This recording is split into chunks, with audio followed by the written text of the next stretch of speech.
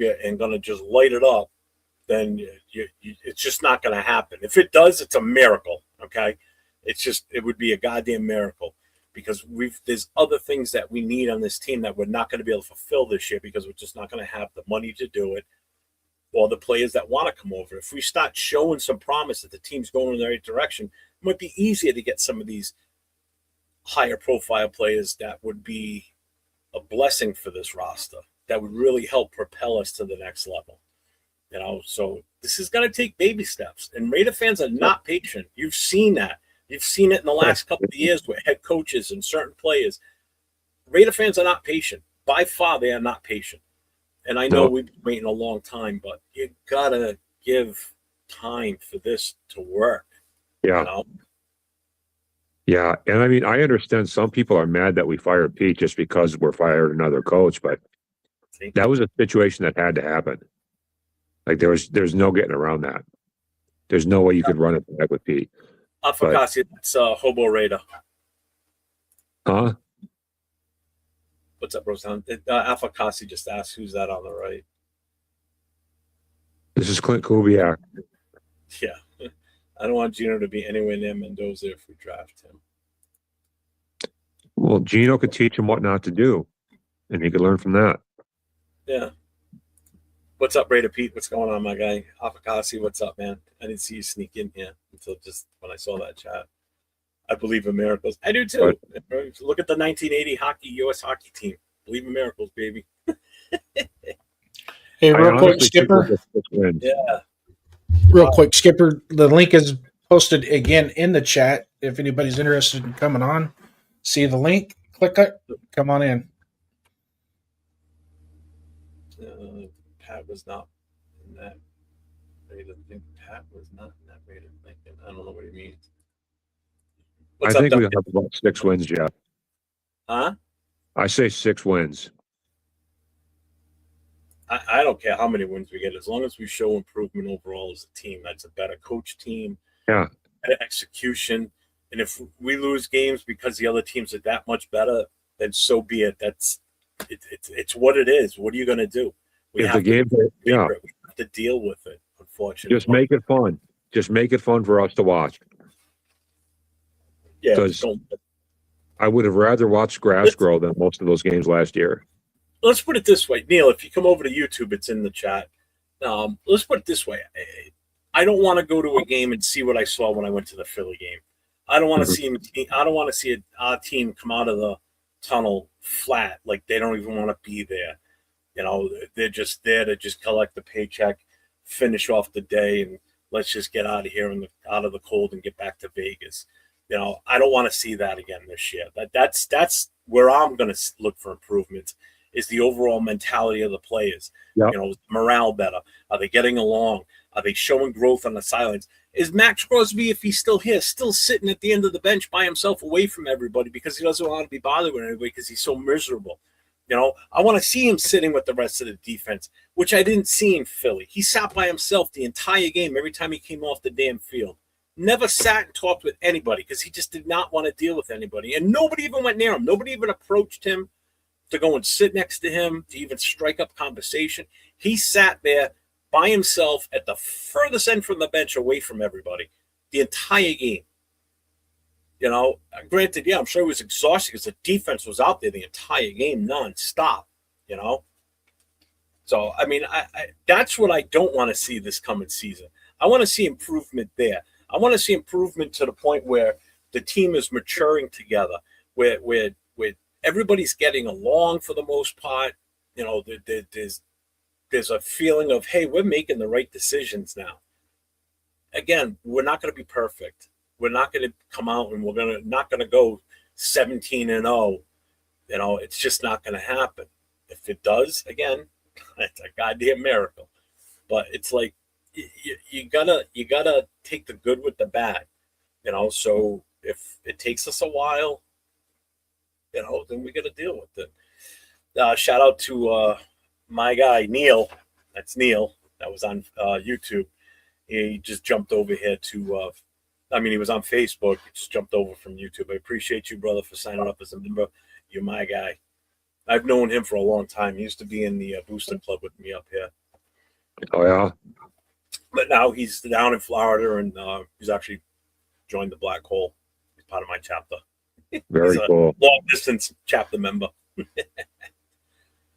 Where were we on the chat here? Let's see. So what's up with who's going to be the DC? Schwartz will walk soon. I mean, at this point, I mean, who knows what we're going to get for OCD? And just like that, I was by myself. Okay. I'm still here in case you need me. I don't want you to get lonely. No, you're good. Let's see. So what's up? Who's going to be the DC? Schwartz will walk.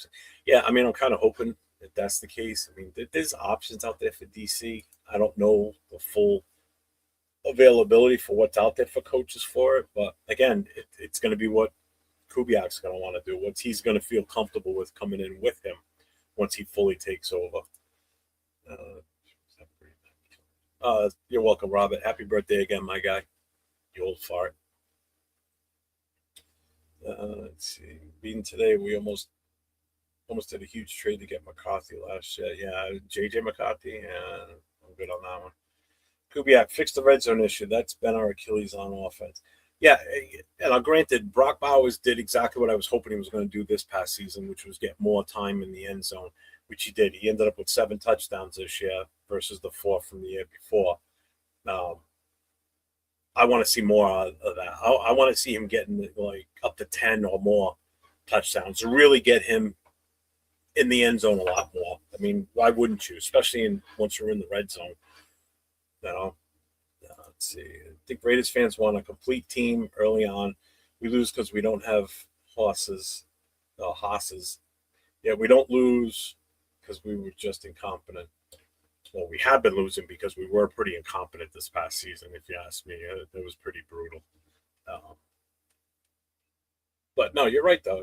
We don't have the guys up front to really support, a very well-run offense, But again, I'm still under the feeling that I don't think it was necessarily, in some cases, truly just the talent issue. It was the coaching for sure. I mean, it's shown with, it's shown with the way we found out about Brennan Carroll towards the end of the season that he wasn't really doing his job, and Spytek was having to do what he did to try and get these guys set up and learning and help them be better at their job. So it's like, what the fuck?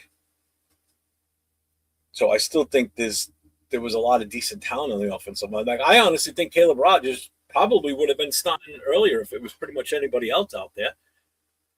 I was pushing for him to hopefully be starting before the bye week or even after the bye week. I would have thought he would have been a starter on the offensive line. And when he finally did get a chance, I thought he's shown out and he was good. What's up, Afakasi?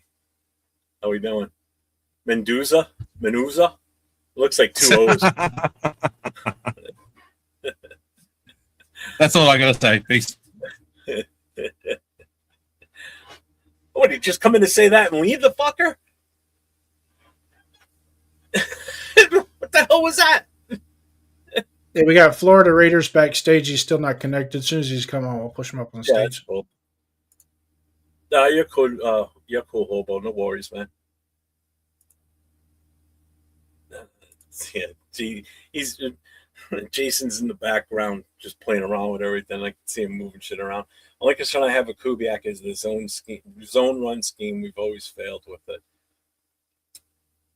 We have, but again, how much was the coaching the issue too? I don't know. It's all going to depend on what we can do with what we bring in for additional offensive linemen.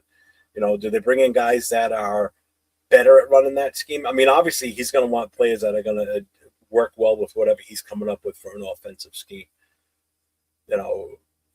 Again, it still remains to be seen. Until we get all the other pieces in on this coaching staff, it's going to be tough to see the full direction where we're going with this. I've got patience with this, and usually I'm not a very patient guy, but I know that it's going to take some time. So I'm here for the long haul. I've been a fan since '75, so I ain't going anywhere. All right, we got Florida Raider backstage coming up on stage, ladies and gentlemen. Yeah, once they pop in, once they come in, just put them up. That's fine. Hey, what's up, All Eyes? What's going on? Thanks. What's up, Neil? How you Hey, been? what's going on there, Jeff, man? You see the way I'm dressed tonight. You see the way I'm dressed tonight. I'm cold as hell down here. It's supposed to be like 50, 40 degrees. Now it's in the 20s. I'm like, come on. You got your flannels on. Let me adjust your mic here a little bit. Yeah. Brian, talk again? Hello? Can you hear me? Yeah. All right, that's a little bit Hello? better. Hello? Yeah, you sound a little muffled, but I thought it was something on my end I could fix, but I think you're good. But what's up, man? It's been a while since I've had you on. So anyways, I'm seeing about this new coaching. Why are we taking another Seattle guy? Why did we pick another Seattle guy? Because I think he was Why are the we right- picking up another Seattle guy? We just fired one, Pat. Petey, we just, it's kind of what most of Raider Nation wanted was an offensive-minded head coach. Pete Carroll was not an offensive-minded head coach. Pete Carroll was defensive all the way. And with the talent we have on offense, getting an offensive-minded head coach was definitely priority. And obviously, the team saw that need, that's what they needed to do. Yeah, but he's not a Raider. Yeah.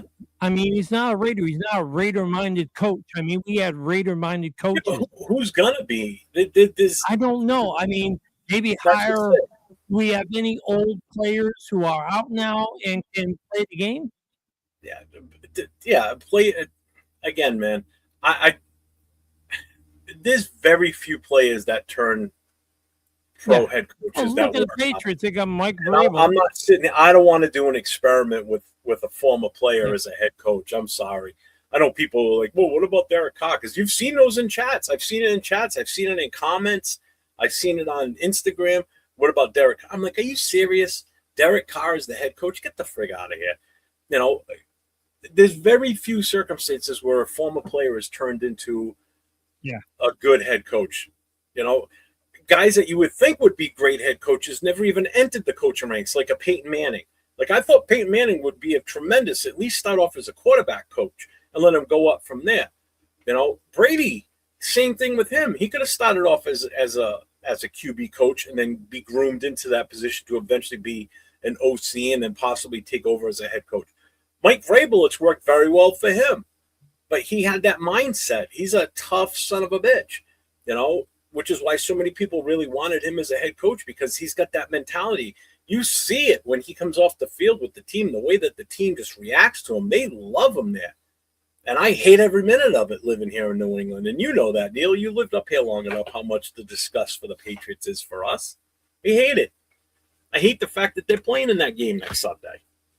I just wish that we could find someone who could. Well, I'm for Seattle next month, so. But I guess my brain's in backflow. I mean, I guess it's in 1970s. What's up, Afakasi? What happened? You just came in to show your shirt and then ran out of the room?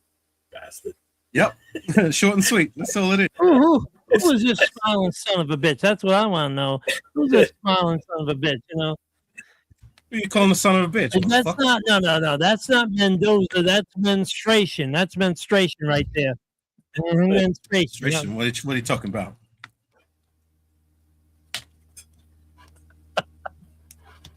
Anyway, so what's going on? Not much. Just sitting here chilling. Figured I'd do an open mic night tonight for the hell of it. Seeing as though, Yeah, I see it.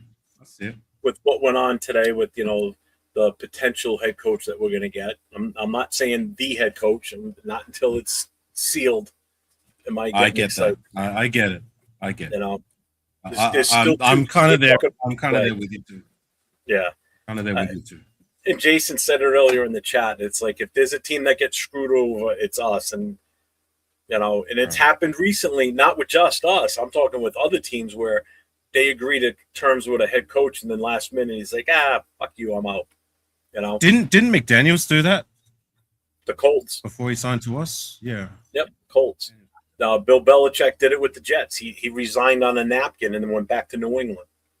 I just don't know. Happens. So It'd be different if Seattle had lost last week and they were Kubiak was available and we talked to him, we confirmed it, and then all of a sudden tomorrow's the press con. Great, let's celebrate. Not until next Tuesday. I'm not celebrating shit. Although little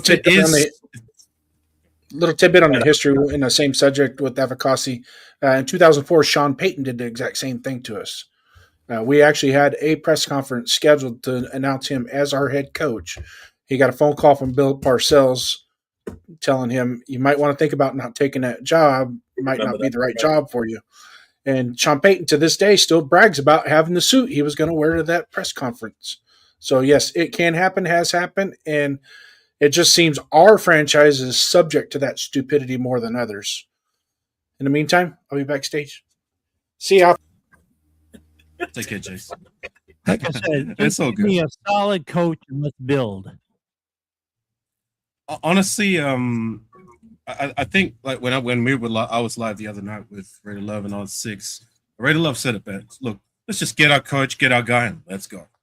I care, but I don't care who it is. But since all signs or all roads seem to lead to Rome, I mean, it's all pointing at Kubiak. Kubiak is the guy, and I'm right there with you, Jeff. Like I'm going to pump the brakes until he's officially the guy. But if he is the guy, which seems to be pointing at, I do like that it's someone younger. I do like that we're going young, something fresh, something new, which is what I want, because everything else we've tried hasn't worked. So let's try new things. Let's try doing it something new, something we haven't tried, which is a head coach that, okay, he doesn't have experience as a head coach, but he has he has good credentials and a resume that has been successful. I mean, he was the offensive coordinator for the Seahawks. They're in the Super Bowl, right? So I'm willing to give it a chance. See how it shakes out. I'm going to get, if he is a head coach or whoever is a head coach, I'm going to get behind him and let's go. And I agree. I mean, I agree on the most part. I mean, we just need a solid head coach. And I think, all signs pointed to Kubiak. I think he is that guy. I think he's definitely that potential. I mean, again, we don't know yet until the season, until we start training camp and all that, and we see what the direction is and, which way we're going with this. I mean, jury's still out on this, so we don't know. It's like, I just had another thought about that as well. Good. When we did hire Gruden the first time around, did he have any head coaching experience before that, or was he just a coordinator? He was a coordinator. We were his first head coach. So there is that. I mean, when we did go that direction of getting someone young, because Gruden was young, very young at the time, who had experience as a coordinator, not so much as a head coach. It seemed to work out then. So it can work. Will it work? I'm going to stay in hopeful mode until proven otherwise. I mean, that's all we got right now, right? No, I get it. But I'm all for going for someone young, something fresh. Let's just get, like I said earlier, it's like you got to. Somebody they need a starting point at some point. Somebody needs to take a chance on somebody to give them that position. We did that with Lane Kiffin, didn't work out that great. We did that with Gruden, worked out great his first time around. Until him and Al Davis had a falling out. Tom Flores, it worked out. He got that chance to be the head coach, worked out for him. John Madden, same thing. We gave him a shot at head coach, worked out for him. Art Shell worked out for a while with him on his first go around with us. So it does work in some cases. Look at McVay, another guy that was a coordinator before, gets hired as a head coach. He's already won a Super Bowl. He's been to 2 of them since he's been there in LA. Everybody needs that starting point at some point. Some make it, some don't. So Josh McDaniels, perfect example. Broncos gave him a shot years ago, didn't work out, and then we like idiots hired him, and it didn't work out. We gave AP a chance, it didn't work out. That's another example. There's examples where it does work out, but there's examples also for it, to your point, working out. Yep.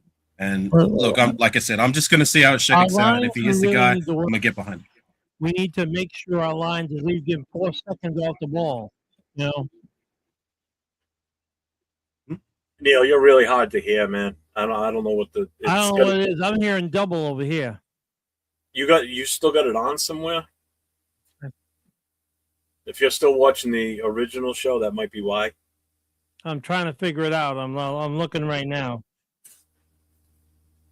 Yeah. You might have to, if you've got other, if you've got a YouTube panel open, that's what's going to give you feedback. Yeah. Hold on one second.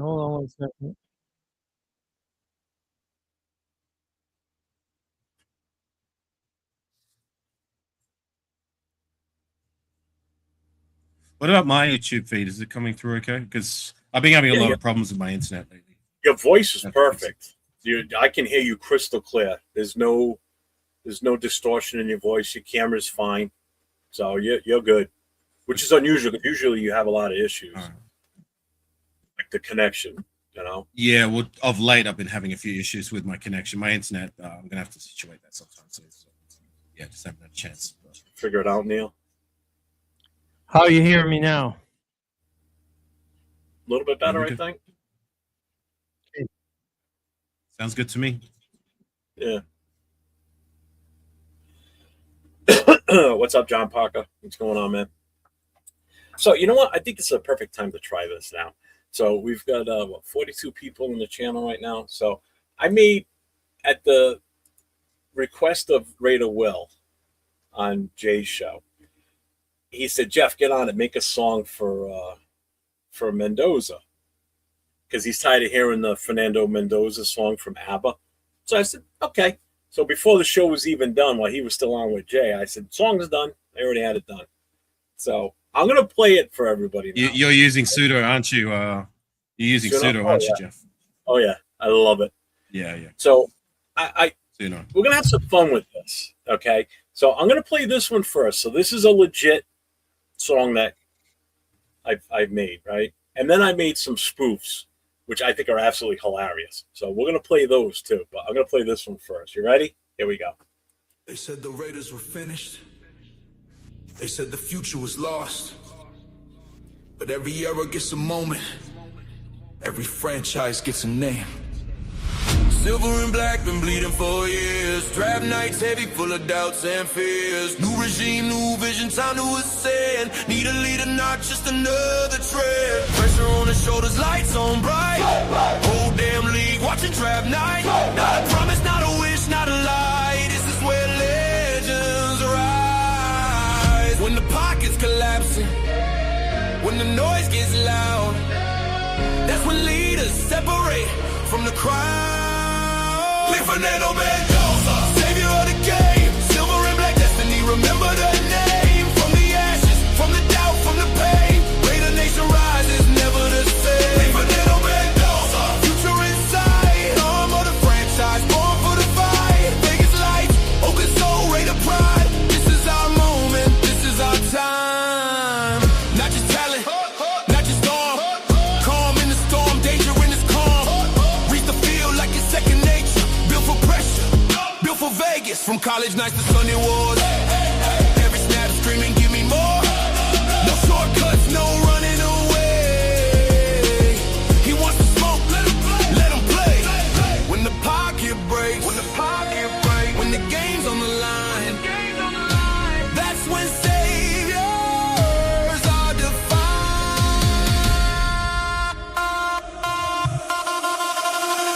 Fernando Mendoza, savior of the game, silver and black destiny, remember the name. From the ashes, from the doubt, from the pain, Raider Nation rises, never the same. Fernando Mendoza, lead us forward, built for this moment, fully armored. Past is gone, future's alive. Raider football, revive. No more reaching, no more hoping. This one's different, this one's chosen. Vegas waits, the shield stands tall. Answer the call. Answer the call. Fernando Mendoza, savior QB1. Silver and black era has begun. From draft night dreams to Lombardi goals, he carries the shield, heart and soul. Fernando Mendoza, hear the crowd. Raiders. This ain't hype, this is belief.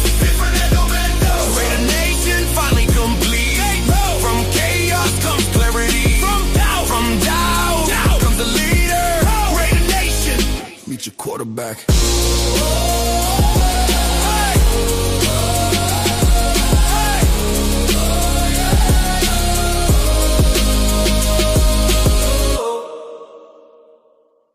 They said the Raiders.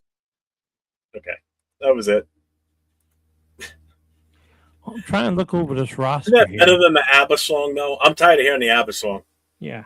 I mean, I'm a kid of the 70s, so I heard that shit when I was a kid, and it drove me nuts then. Now I'm listening to it again 40, 50 years later. It's like, I'd like to know how we go from beating and losing to everybody to beating New England in the last game of the year here. because they weren't put together yet. They weren't. They weren't put together now. I want to see them put together for always. I'm just wondering, like I said, two lines. Defensive line, offensive line. Who do you figure needs to stay and replace? Because they weren't protecting the quarterback too damn well because, we had problems. You got to give 4 seconds to the quarterback to let him throw. When they're rushing, you got to make that hole for the running back, the fullback, the halfback. They got to get through there. They got to do some yards, okay? Who's blocking? And then we go everybody got their assignments. They're blocking, and they get making some yards on defense. That we have to penetrate everybody's offense. We got to make sure we get in there. We got to make sure we get the quarterback. Pressure the quarterback will get him. And if the running back or the fullback comes through, then we need to make sure he's got no hole to run through. And it's just what I'm seeing. And it's like the Raiders don't, if you got the great defense, you win championships. If you got a great offense, you win games. But great still goes by that same old analogy.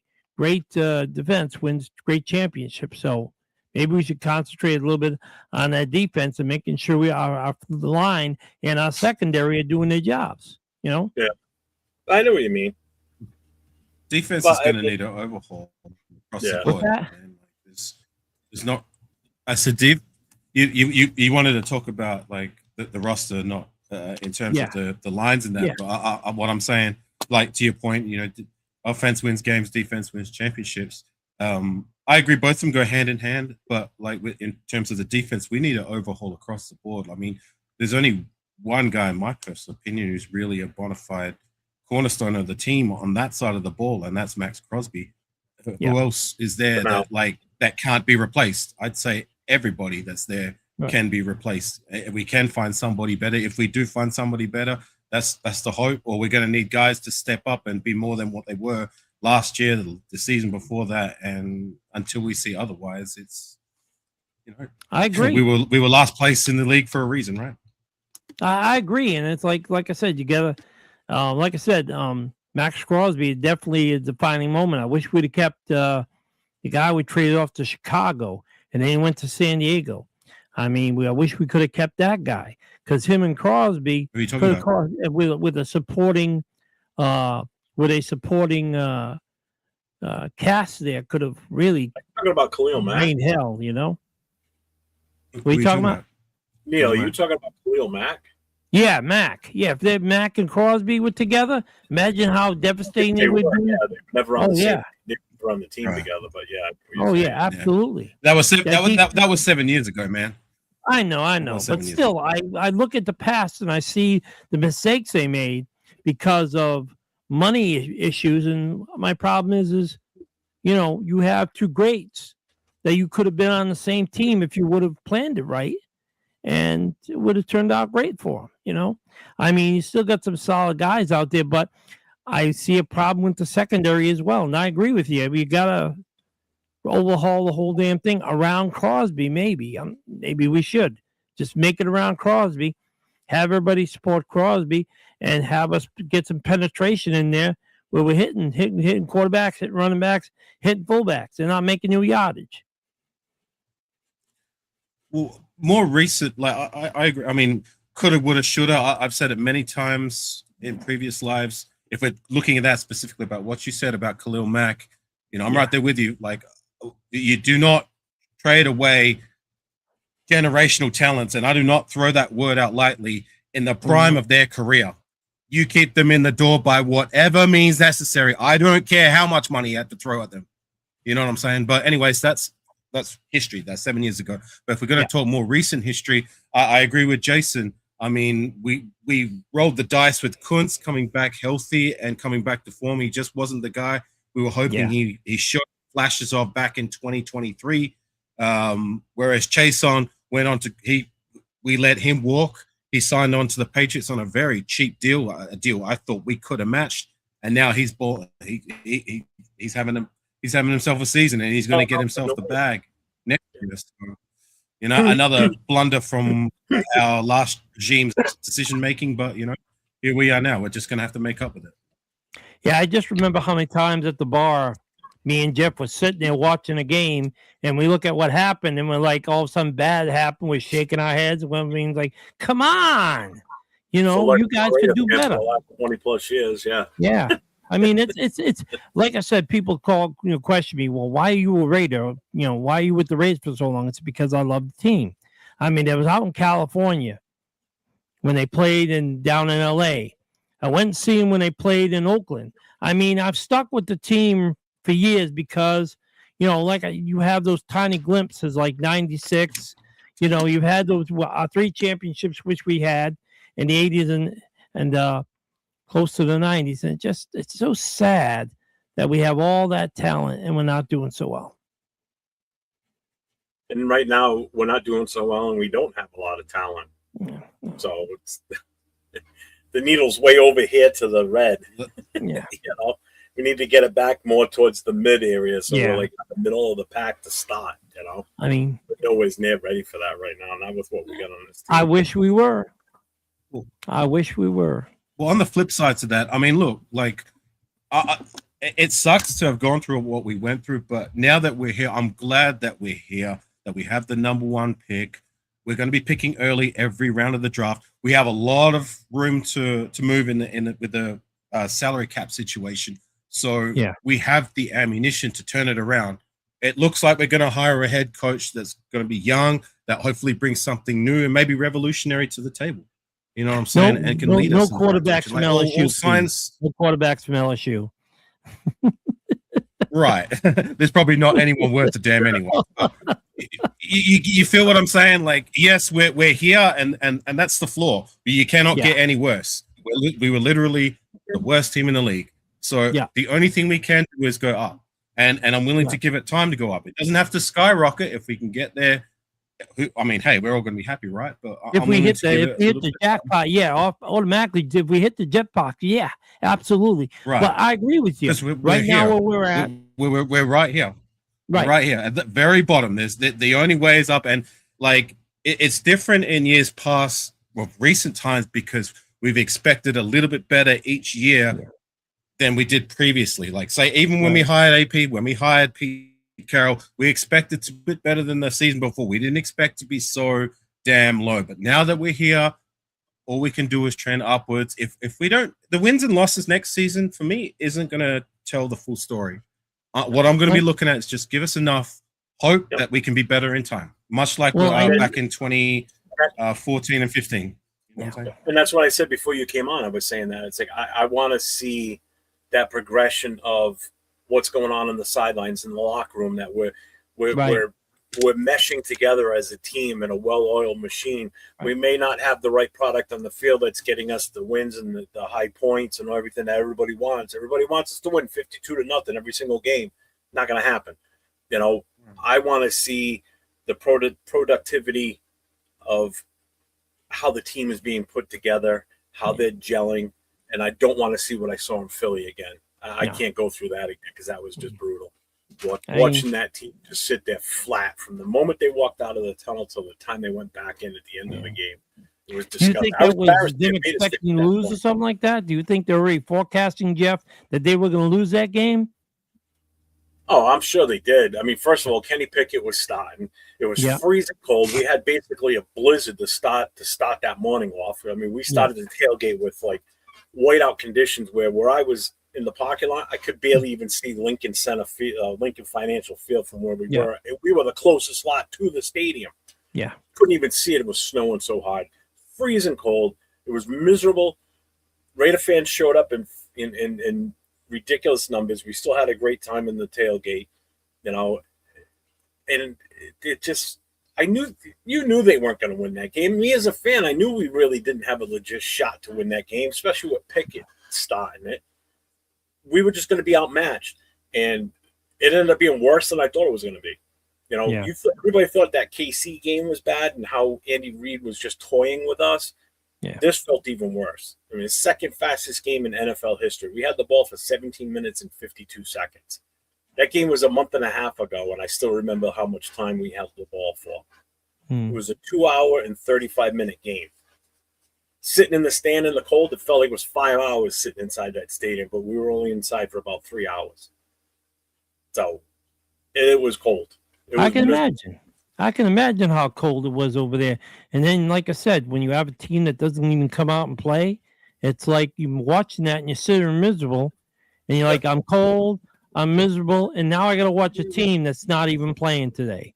And it's just like, why did I come down? Made us all his way from Providence to all the way down to Philly, and then there's a no-show, you know. Hey, Skipper. Well, the tailgate experience was going to make it worth it, or at least.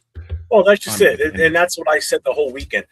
The being around the Raider fans and enjoying that weekend, that's what did it for me. The game was just like an added bonus. Taking my wife to her first NFL and first Raiders game, she had a blast. You know, what's up? Hey, Skipper. Tonight is Robert Pena's birthday. He gives us a little Raiders. So we do a little happy birthday for that. Little happy birthday something for Robert Pena. This is for you, brother. Yes, sir. Yes, sir. Robert, that's my guy. Happy birthday, Robert. He's been a day one of mine since I started making this semi-regular back in 2021. He's been rocking with me since day dot when a lot of other people weren't. Robert was one of the first to give me a chance. And you should see the new car he just bought. Oh, yeah. He just got a 1967 Chevelle. Super beautiful car. Yeah. He deserves all the nice things and then some. I believe it's the butternut color if it's original. But that's a nice suit because my father had a 69 Chevelle Super Sport. And he loved that car. He loved that car to death. I got a black with white stripe 71 sitting in the garage. Oh, nice. So nice. All right, backstage I go. Just disappears. Mr. Wizard. I'm glad he brought that up. Like I had no idea, but yeah, Robert deserves all the flowers. He supports all of us, and I, for one, do not take it for granted. And I will try to make it a point the next time I'm in the US. Sorry, I'll just finish. Good. The next time I'm in the US, I really want to try and link up with Robert. He deserves that. I will say this about Robert Pena. Every time I make a studio, like whenever I make the show, he's the first one to put a salute in the chat 99.9% of the time. And then after the show is over, he's the first one to post a comment, and it's usually the salute comment every single time. Yeah. So, I appreciate that. Some people don't realize how much that means sometimes, that, you know, people actually, you know, care enough about what we do that, you know, they take time out of their day to do that, you know, and I appreciate that. Hold on here. Why you keep on showing up your shirt? Why not? Why the fuck not? Why not? Why not? You know, why not? Who knows? It's Mendoza. You got the Temu version. Yeah. You can't even read it. This is a legit jersey, my friend. Thank you very much. How's that legit? An hour ago. Listen, if I have one that has number 66, his last name is, and the name on it's Entwistle. There ain't no football player on it, but it's my name. I know how I feel. So you know, it's good that we have our Australian brother here to show us some support way down under there. I mean, it shows we're getting all the way around the world. We thank you for your support. I appreciate it. One thing, like I said, I don't know how people can, once they're a Raider, turn off to another team. I just don't know how they can, because I don't either. Neither. Like I said, once you're a Raider, you're a Raider. That's it. You know, it's like people, I get made fun of by my family all the time, but, you know, I still stay a Raider. But I have a 2022 Dodge Challenger, which is nice. It's nice to have. But and I got my Raider patch on there, so everybody said, "What the hell are you a Raiders fan for?" I said, "Because that's who I am." I'm not going to jump on the Tampa Bay Buccaneers, boat. No way. In fact, the Raiders made the Tampa Bay Buccaneers. So that's one thing that they owe them. I also wanted to show my Chewy's comment in the chat. Okay. That's why I was showing. Jason, I'm gonna flash it anyway. Jason replaced it with something else, so I'm not touching the chat anymore. I'm letting him do it. That's strategic, Jeff. I'm trying to keep it an intellectual conversation. I just love that. That was an oxymoron. With all the comments and everything, and people just letting out the facts as far as what we had and what we didn't have. I just look forward to a better year. All I can say is I hope we have a better year than last year. That's all I can hope for. Better year than last year. Duncan, I don't know. That's the first I heard about it was the other day that the Seahawks were even possibly up for sale. So I don't even know what's going on with that. I just want hope that there's a direction. That's what I want. Yeah. I mean, it can be done. We have the ammunition to do it. It's just a matter of it all putting it together and moving forward rather than just stagnant. And I'm sick of it. And I'll say, go Seahawks for the Super Bowl. I hope they beat the snot out of the Patriots. Yeah, last thing I want is the Patriots. Fuck them. I was watching on the TV, watching the two most hated teams in the NFL, as far as from my viewpoint, which was the Patriots and the Mile High Jackasses playing. I was hoping they would fold on themselves, but it didn't happen. And the snow out there, made the game for the Patriots because number one, they were camouflage wearing all that white, and number two, I'm surprised they didn't have a snowblower come right through there and help them out. You know what I'm saying? Yeah. Even Donkey, even Mile High Jackass Stadium, you still, you hope for. So I know, Apicassi, you were talking about like a direction, and I thought we had that going into last year. Right. Not so much in the free agency because I think they blew it in free agency last year. We didn't do enough in free agency, especially for the O-line. And I thought I saw his vision when he grabbed those two offensive linemen. Yeah, they weren't the ideal guys, but he added size, he added depth to the offense of line. And I thought that's where we were going with this. But then once the preseason started and everything started with how bad we were that first preseason game, and then his presser afterwards explaining his take on how the offensive line was going to be figured out throughout the season. And that's it. That told me right there that the two guys he drafted were not even part of the equation. Somehow they weren't being coached right from the get-go, because at least Rodgers would have had an immediate impact on that team. I'm telling you. What I saw was multiple instances. Yeah. When he finally got his hands out the field.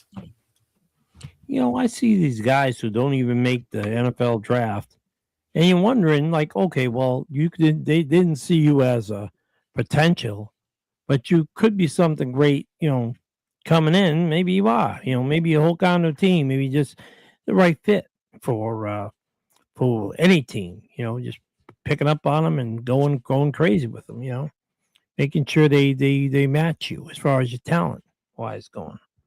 What were you going to say, Apicassi? I was just going to say there seems to have been multiple disconnects between a few of the coaches, the players, or whatever it may be. And it's another thing that kind of led to the demise. We can't have that again. I don't want to go through it again. Well, isn't Jamal Adams one of ours? Jamal Adams, yeah, he's on a roster. What about him? Yeah, they say he's an unrestricted free agent this year. Oh, okay, right. There's a lot of those guys. A lot of those guys are going to be. Yeah.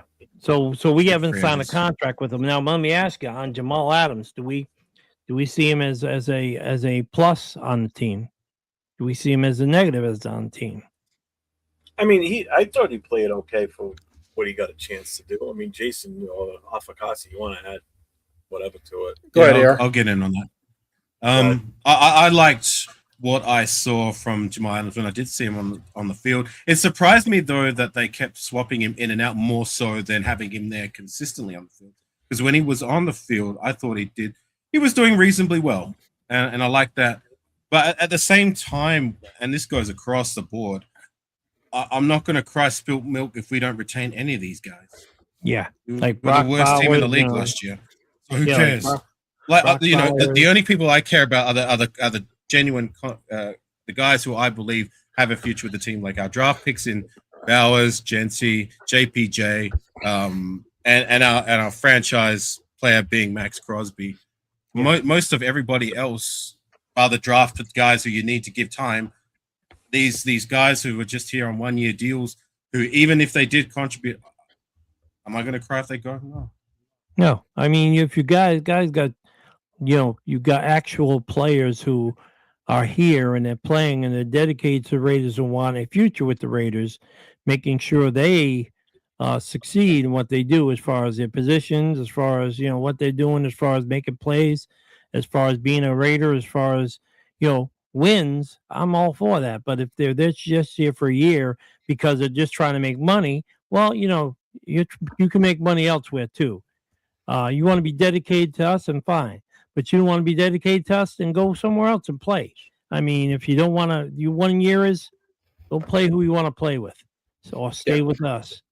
Just to add to the Jamal Adams with Avocasi, is Jamal Adams actually had a lot of repetition. He had a pitch count because of his injury history. So I don't think they wanted to overexert him and put him in a position where he gets hurt again. Yeah. That's That one. makes Number sense. two, 23 expiring contracts we have on our roster. Right. When the new league year starts. So that's a lot of holes to fill. Some of those guys we could probably pick up on another 1 year contract, like a Malcolm Coons. Get Malcolm Coons maybe a $4 million deal instead of that $13 million deal, because he was starting to show up a little bit as the season was coming along.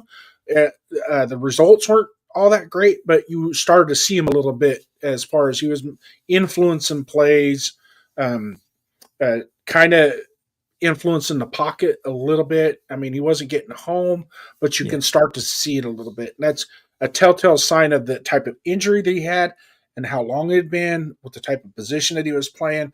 So you can kind of correlate, okay, as the season, towards the end of the season, week 14, week 15, week 16, week 17, you can start to see it. Maybe we can go, maybe next year we can take another, but I'm not going to give him a $13 million contract. He's going to get a $3 or $4 million contract, which is fair, and then let him move on.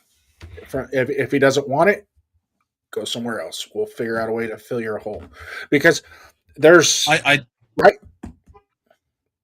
right now there's about 9 decent I say decent, not showstoppers, but decent to above average edge rushers / defensive tackles that are coming out in the draft that we could pick up one.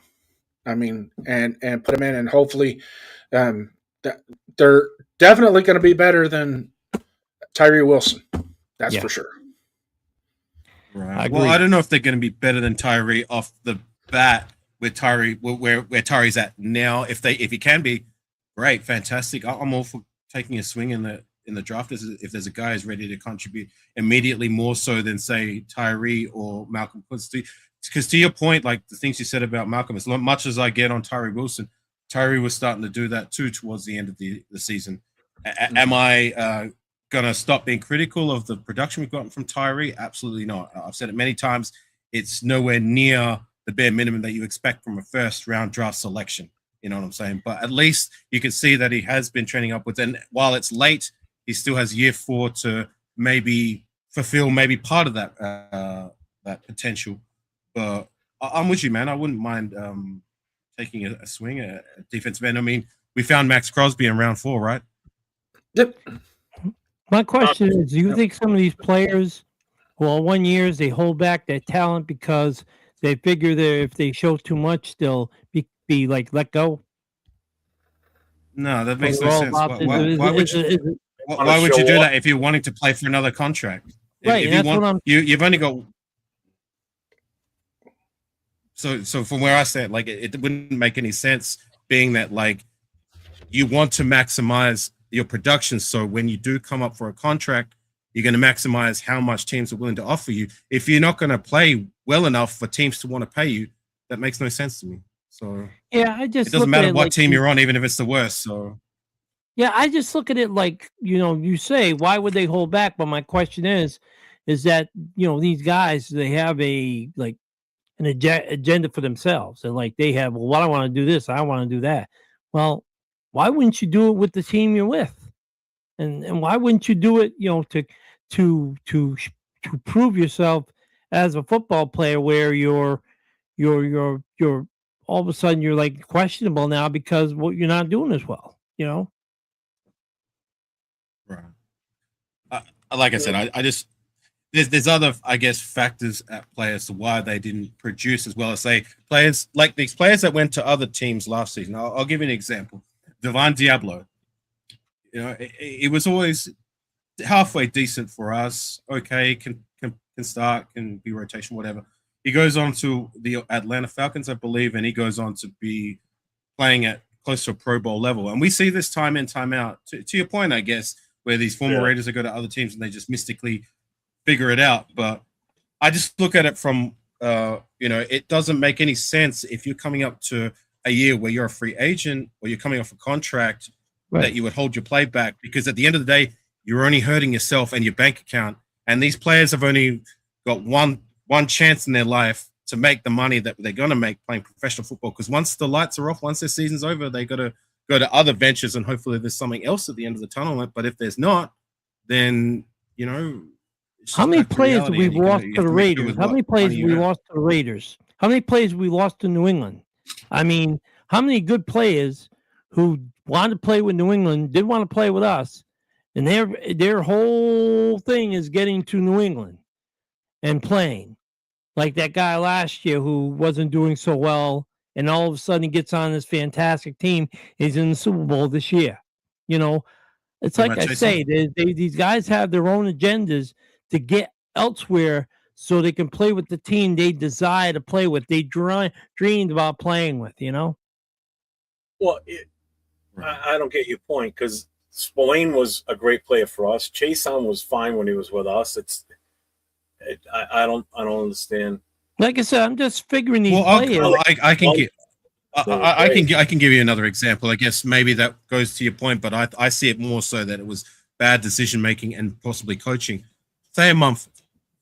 Now he's a guy we cut who wasn't playing well for us at right tackle in the preseason, and from what I understand, he might possibly be starting for New England next week at right tackle for the Super Bowl making Patriots. I mean, make of that what you will. And I guess it does go a little bit to your point, but I don't look at it that he was holding himself back deliberately. More so it's just bad coaching, bad decision making, because all of our offensive linemen regressed last season, right? Yeah, I'm just saying these guys got their own agenda.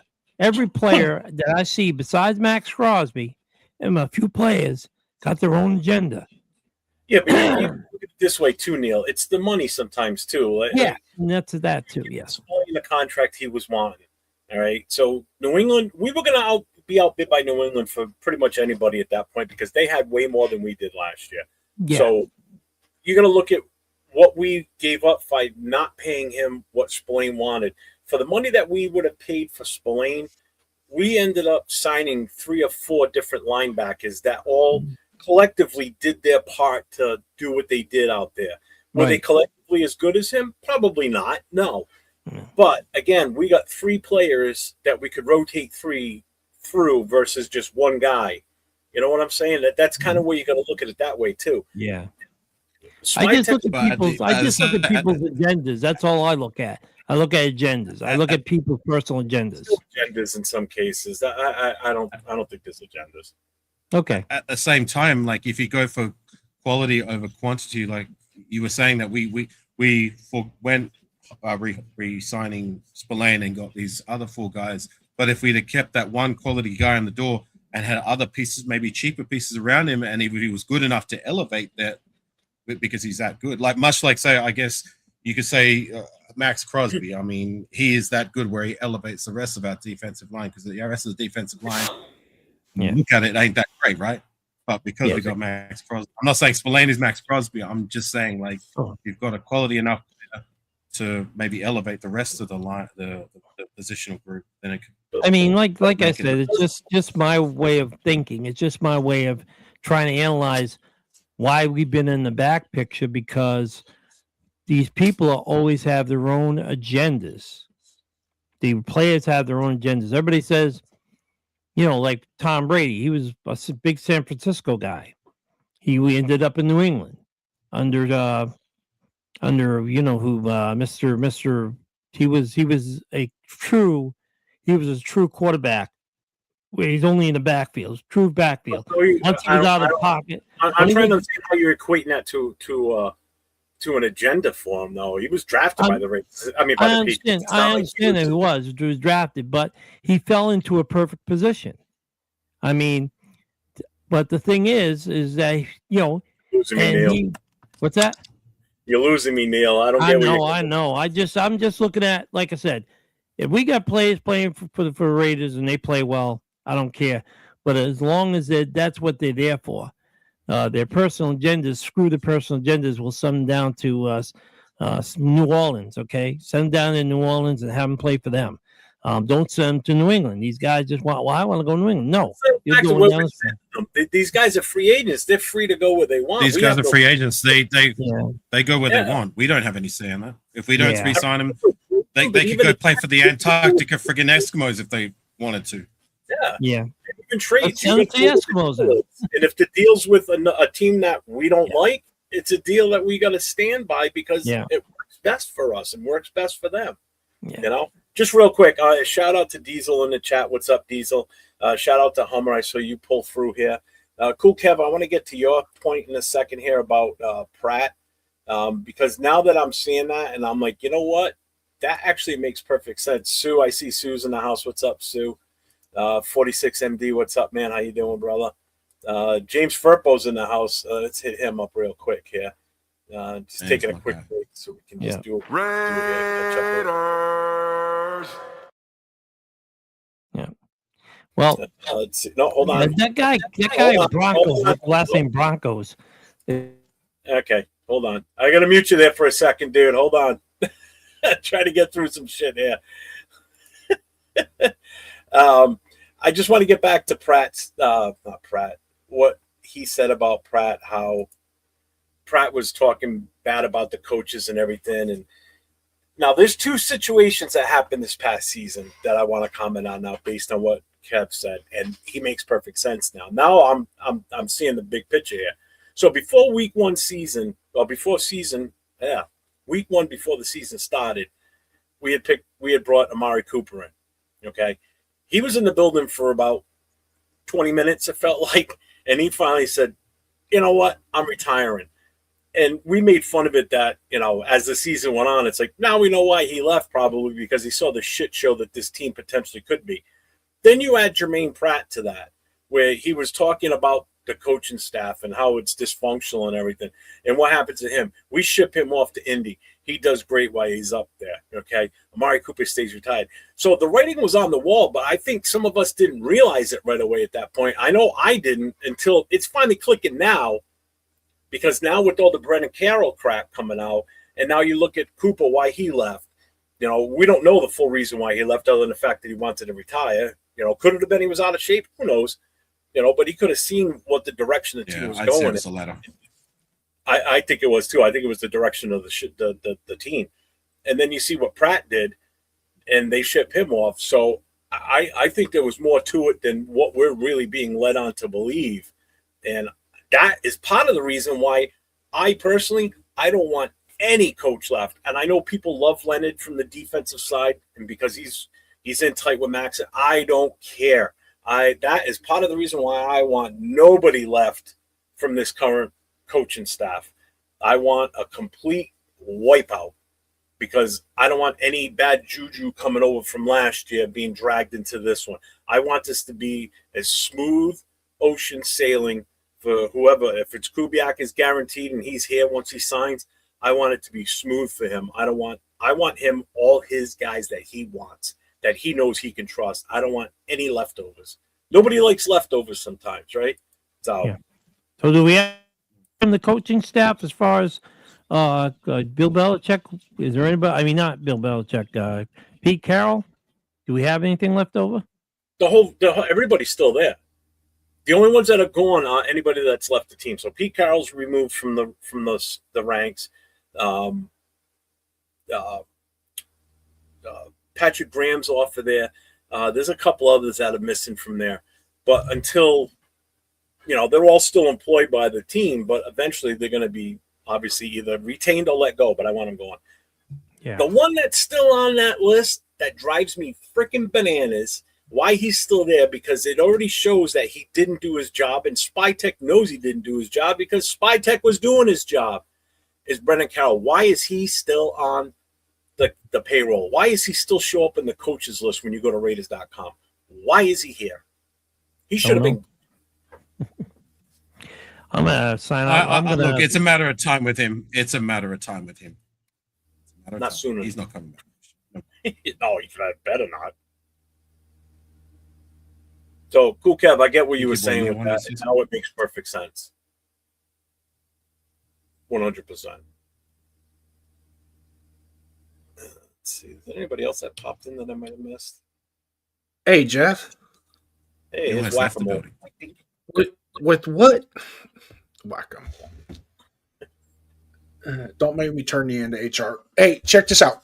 I'm thinking about what Cool Kev is saying here with Jermaine Pratt, as to maybe with Patrick Graham, some of those issues weren't there 2-3 years before too, where there was a lack of direction, a lack of leadership in the coaching ranks to give that defense confidence to perform. Because you got to remember, the only success that Patrick Graham really had as our defensive coordinator was after we fired Josh McDaniels and AP gave him full reign to run the defense. That's when the defense actually was playing halfway decent. I feel with Patrick Graham specifically, like when I look at it, I feel Patrick's when the defense was on in the last few seasons, when Patrick Graham was our defensive coordinator, they looked a lot better than just every other defensive coordinator we've brought in the door for the last 5, 6, 7, 10 years. And when you look at the player base that he had to work with, I mean, we didn't really have that many bona fide stars to deal with either. So, that's I appreciate Patrick Graham more than look at him as one of the bigger hindrances for us in the last season. But you know what? He's not here anymore. Thank you for your service. I'm not looking at that anymore. I'm just looking at moving forward. Yeah. I'm just thinking, it's from a hypothetical standpoint, because of the thing, like he was bringing up with the Jermaine Pratt and whatnot, as to whether or not, maybe, because you got to remember with AP brought in a couple of his disciples to be quote unquote type, what do you call it? Associate head coaches. What's his name? Marvin. That came from. He was a Bengals head coach for years. Oh, Marvin Lewis. Yeah, Marvin Lewis. He brought him in, and things like that, and it just starts to create a lot of confusion. And Patrick Graham's not one of those guys that's going to be confrontational with other coaches and demand that he have full responsibility. He's a soldier. He's gonna march with the rest of the crew. So I think about it after I see that with Jermaine Pratt, and it makes you kind of wonder. Avocasi, we don't know exactly what's going on behind those curtains, So it makes you wonder. I don't want to say that that's what was happening, but it's a possibility. Well, Jay Downs, I would consider you the Ed McMahon of this program. You're popping in and out like that, So I'll call you Ed McMahon from now on. Ed McMahon. Well, I just I'm part of the 401 Raider Jeff Productions crew. Yeah. There's four of us in the company, and sometimes come in and help the skipper out a little bit with the shows and whatnot, because he's a really good friend for somebody that's in Rhode Island and I'm in California. Man, you're like me. I tell you what, yeah. But he's still a really good friend, and hopefully one day we can meet in person. I can slap him upside the head a couple times. It's like the Bronco guy coming on here with the label Bronco. Can't It's hit a like, guy with glasses. it's like who is this guy coming on with the last name Broncos? That's like a major offense coming up there like that. That's like, if you're a Broncos fan, why would you be on a Raiders podcast? Yeah. So, Well, anyways, hang on a second. If can I get in there for a second? Like, sorry. If fans from other teams, if they want to come in and give their personal takes, and they come in and from what I saw, he was respectfully, then I personally don't see a problem with that. That's my sarcasm. Okay, that's the American sarcasm, the New England sarcasm that I have, that I've got up richly, and he'll and Jeff will be the first one to tell you we New Englanders, we have no gateway. It's like everything just comes out of our mouth before we'll say something. So that's just the way we are. I mean, it's no offense. It's like I said, to be honest with you, I am, like I said, the two teams that I dislike the most in all of football is New England and the Broncos, because I call them the Mile High Jackasses. Yeah. And it's like, but like I said, it's all in good fun as far as when I say something. As far as we appreciate that, Duncan. My bad. Hey, Jeff, AR, I am going to cut out. It is 8:00, almost 8:00 my time. Go spend some time with the wife. It's been fun. Yeah, we're at 2 hours. Take care, Jason. Yeah, you too. Nice to meet you, Florida. Nice to meet you. Yeah, for those guys that are in the chat, I just started a new show that I popped out today, Raiders Pride and Poise, a solo show I'm doing in conjunction with the 401_Raider_Jeff Productions. Why are you laughing? Because you started this stuff. You started it, and then the checks are cashing. So you know it's working. Yeah.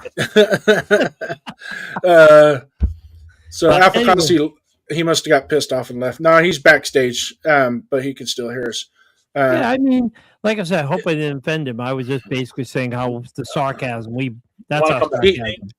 AR's thick skin, man. He is thick skin. Okay. But when you'll know when you piss him off, because you won't be able to see nothing but his eyebrows. He'll be like this in a picture. He was vaping. That's what he was doing. And then his Australian accent will disappear real quick. Come on, man! I'm not that bad. No, I had to go sit you. I don't know that. I didn't know that. I just want to make sure. No, I appreciate you, Florida. I know you were talking. I do have a suggestion for some people that have stupid things. I do have a suggestion for some people that have a tendency to say stupid stuff. It's real simple. If you take your bottom lip and pull it over your top lip, you will shut the fuck up. It's guaranteed. Proven fact. Scientifically proven. And AR, I'm on the Mendoza train too. Have been since the beginning of the year, just so you know. But I, out of respect for my co-partner here, we're trying to keep it as. But he also knows I have a penchant for reality as well, right? And knowing that there's you just can't sell yourself on that pick. You have to be open to other options, and right. We know that if the Jets are the only ones I would trade with at this point, because they have the assets that I want. That can give us the most. That's the thing. They have the assets that I want. Yeah. And if they come in with equal to what the Chicago Bears got with the Carolina Panthers for that one spot, then I'm good with that. I'm good with it. I'm still going to root for Mendoza. I'm still going to root for that kid. And I hope I ain't that Raider fan that goes, God damn, I wish we would have drafted him. He was right there for the taking, and we didn't take him. I hope that's not the case. But so be it. Hey, it's 8:00. I'm going to go spend time with the wife. For those of you in the chat, Raiders Pride and Poise, it'll be a weekend type thing, solo show, where I will also drop links out to have guests just like this come on like an open mic. So, Afakasi, you're more than welcome to join me anytime. I know I'm not a beautiful. I know I don't have the aesthetics, but I have. It's all good, man. No, you do your thing. You see me. I do stop by your channel. I show love and support to the guys who show love and support to me. Exactly. You've been in the chat. Love you, brother. And I wish I could have got a hook up with you when you were in California, but you were about 350 miles away. And so basically, Jeff, you weren't worthy enough coming down to see you. So it's so good. But Raider Ben drove all the way down there to see him, though. I love busting his balls. I still gotta get this in. Fuck you, Jason. I got one. Hey, Raider, nice to meet you, brother. Avocasi. Yeah. Thanks. We'll keep in touch in the off season. I plan on winning a bunch of your bunch of trophies in your trivia games. Yeah, sure. Nobody else can do it like me. When I find some. Even Jeff tried it and he was pissed off. He's like, I can't even get the question out. You already answered the damn thing. What the hell? It's like, well, know your Raiders, brother. Know your Raiders. All right. No, well, I know this. I think I saluted you on the live, so I appreciate it. Yeah, I don't. Yeah, you do, and I thank you. I appreciate it. I just bought the mic and the camera, so I'm planning to do a podcast, but I'm not sure which subject I should touch to, because number one, like I said, when I come on, it's because Jeff's on here and I know him as best, and I'm getting to know other people. But being a soldier for 26 years, it's just sometimes it's tough to get on anything. So, but I appreciate you guys coming on and let me on.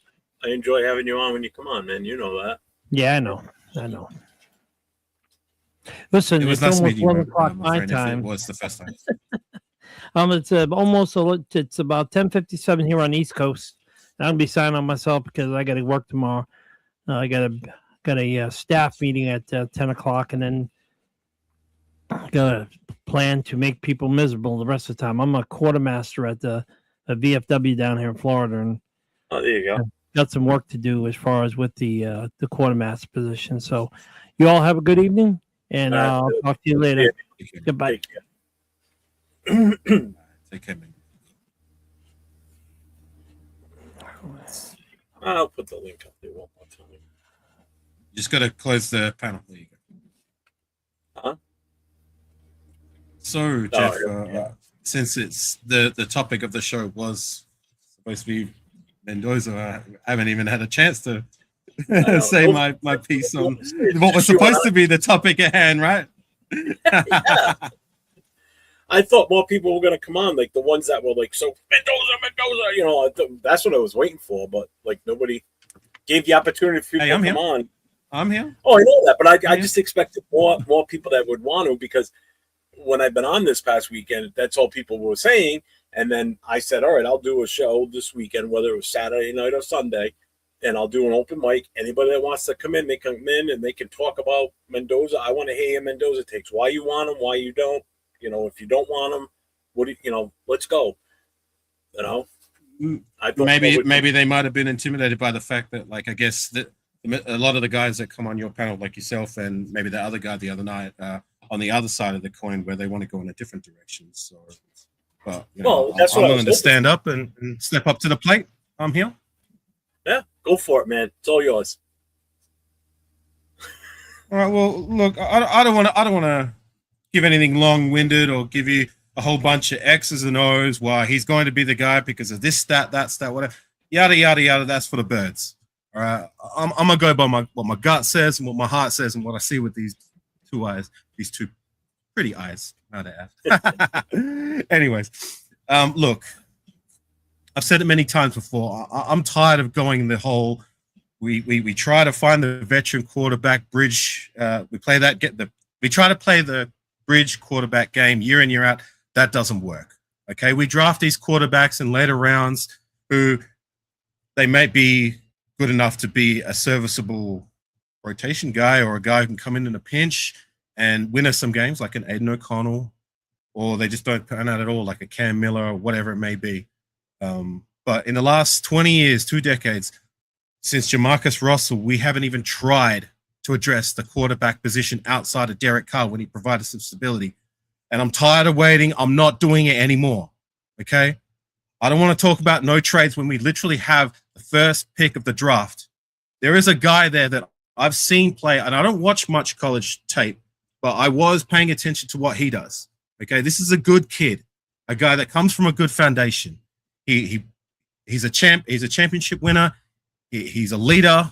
And I know what my eyes saw when he was making plays, especially that 4th and 5 when he had to scramble 13 yards, running through a defense, a tenacious defense, the best defense in the country, to will his way to win. You know what I'm saying? And that's what I want. I want a winner. I want a leader. I want someone that we can get behind, and there's a hope that can be the guy in time. You know what I'm saying? Like, I get it. Like, I'm not expecting the world right from the jump. I'm willing to give him some time, but we're never gonna make the shots we don't take. And I'm tired of going year in and year out without trying to take that shot. We have the number 1 pick. Just take the damn shot. If he doesn't work out, if it is all doom and gloom, like you worry so much that it's going to be Jeff, reluctantly, I can live with that. At least we tried something different. Okay. But I'm not. But if it does work out, just let me. Hey, I'm not saying you are. I'm just saying, like, sometimes you do talk about what if it goes wrong. You spend a lot of time, and respectfully, you spend a lot of time looking at what if it goes wrong. But what I want to look at is what if it goes right. What if it goes right? What if he does turn out to be the guy? Because I tell you what, if we get it right at the quarterback position, rather than going any other route in the draft, even if including trades, if we get 2 or 3 other guys in the first round and they all pan out, we get it right with our first round draft selection of a quarterback, the team is going to transcend more towards where we want to be a lot faster than it would with these other, if we go in another direction. So that's my take on the Mendoza. I'm all aboard Mendoza. Just get our guy and let's go. Talk that shit. I love it. What's up, boys? What's up? How we doing tonight? All right, and you? I'm sick, under the weather. That's why my voice sounds weird. But I wanted to come on just to, to support Mendoza with you, Jeff. I love you. Oh, me. Let's go, AR. Just real quick, I've said it before. I don't have a problem with the kid's talent and taking him, provided we get everything set up. I'm just more of an open book when it comes to what we do with that number 1 pick. I'm not so engrossed with taking that one particular player at number 1, and because it's what we need. We need a quarterback. We haven't had one for years. I get that. But when you look at what we're starting out with, a new head coach, having the number 1 pick, we've got a chance to really push this team and add depth more to it, add more major pieces to the puzzle that can play immediately, rather than a guy that may not play year 1, may not play till year 2, may play some year 1. You don't know. When you could get guys, especially if we end up with 2 first-round picks, part of this trade, where we could get 2 guys that can come in and start immediately and have an impact and show that we're trying to progress and do something to build this team with a young nucleus. Because that's 2 guys on the 5-year rookie contract if we pull off this trade and we get 2 first-round picks versus 1 player. And that's 2 5-year options that will be a plug-and-play immediately versus 1 that may or may not even play this year. That's how I look. I look at for the most value with that number 1 pick, and taking a quarterback at number 1. I guess I'm the same about that when you finish it. It's not the ultimate value at number 1. That's my take. So I'll have at it. Let you go. With that point, I get that. Like, you're looking at, we can get a bounty, and on paper, yes, like we could get more first round just if we did pull the trigger and make the draft day trade. Well, we've tried that route in recent history. And what do we get? We get Cleve Farrell's, Jonathan Abrams, Damon Arnett's, DJ Hayden's, Menelik Watson's. I'm not going through that again. I'm done. Yeah, but see, I'm looking at that. I want to try something different, to try something fresh. I want to try something different, a route we have not taken since trying to swing with Jamarcus Russell back in 2007. That was nearly 20 years ago. And we have not tried in the first round. All these other finding their guy in the first round, except for us, because we don't even try. Just fucking try. If it doesn't work out, I can live with that. But we're never going to make the shots we do not take. The time is right. The time is now. I'm not waiting no more. Yeah, I agree, and I understand where Jeff's coming from. Based on where the team is today, we have a lot of holes that need to be filled in order for Mendoza to succeed. But we still got to be a little patient with free agency. Hopefully Spytech makes some moves, some big moves in the offensive line and defensive line and cornerback room and some wide receivers. We got the money. If we're going to take Mendoza, he's going to be on a 3-year or 4-year deal, possibly 5. But in those rookie years, that's when we build it up. And I get where Jeff's coming from. It's just we don't know where we're going to be next year in the draft. We may not get a shot at the quarterback we want. And this is the only year that we actually get to decide. So we are in the driver's seat to take the shot. Let me put this in a different perspective then, because then I want to see what your take is. Okay, so you're saying instead of trading and moving and getting these other players, which is always going wrong for us, but yet let's stay with the number one, take that number one quarterback, which in the past has also gone bad for us. So you're basically saying the same thing, but right. It's okay. I guess it's yeah. You know what I'm saying? So you're saying it's I get it. I get it. I mean, I'm not being an asshole. I'm just trying to put this out there because, as you were saying, no. I get you. I get you, and that's fair. But I'm looking at I also highlighted with Jamarcus Russell. That was nearly 20 years ago. It's nearly 2 decades ago. Those other draft day trades were more in recent history. That's why I make the analogy. But it is a fair point. I get what you're saying. But it's also that's why I don't have a problem with making moves or even taking the player, because it's different regimes back then, and even the most recent failures have been different regimes, different people running the show.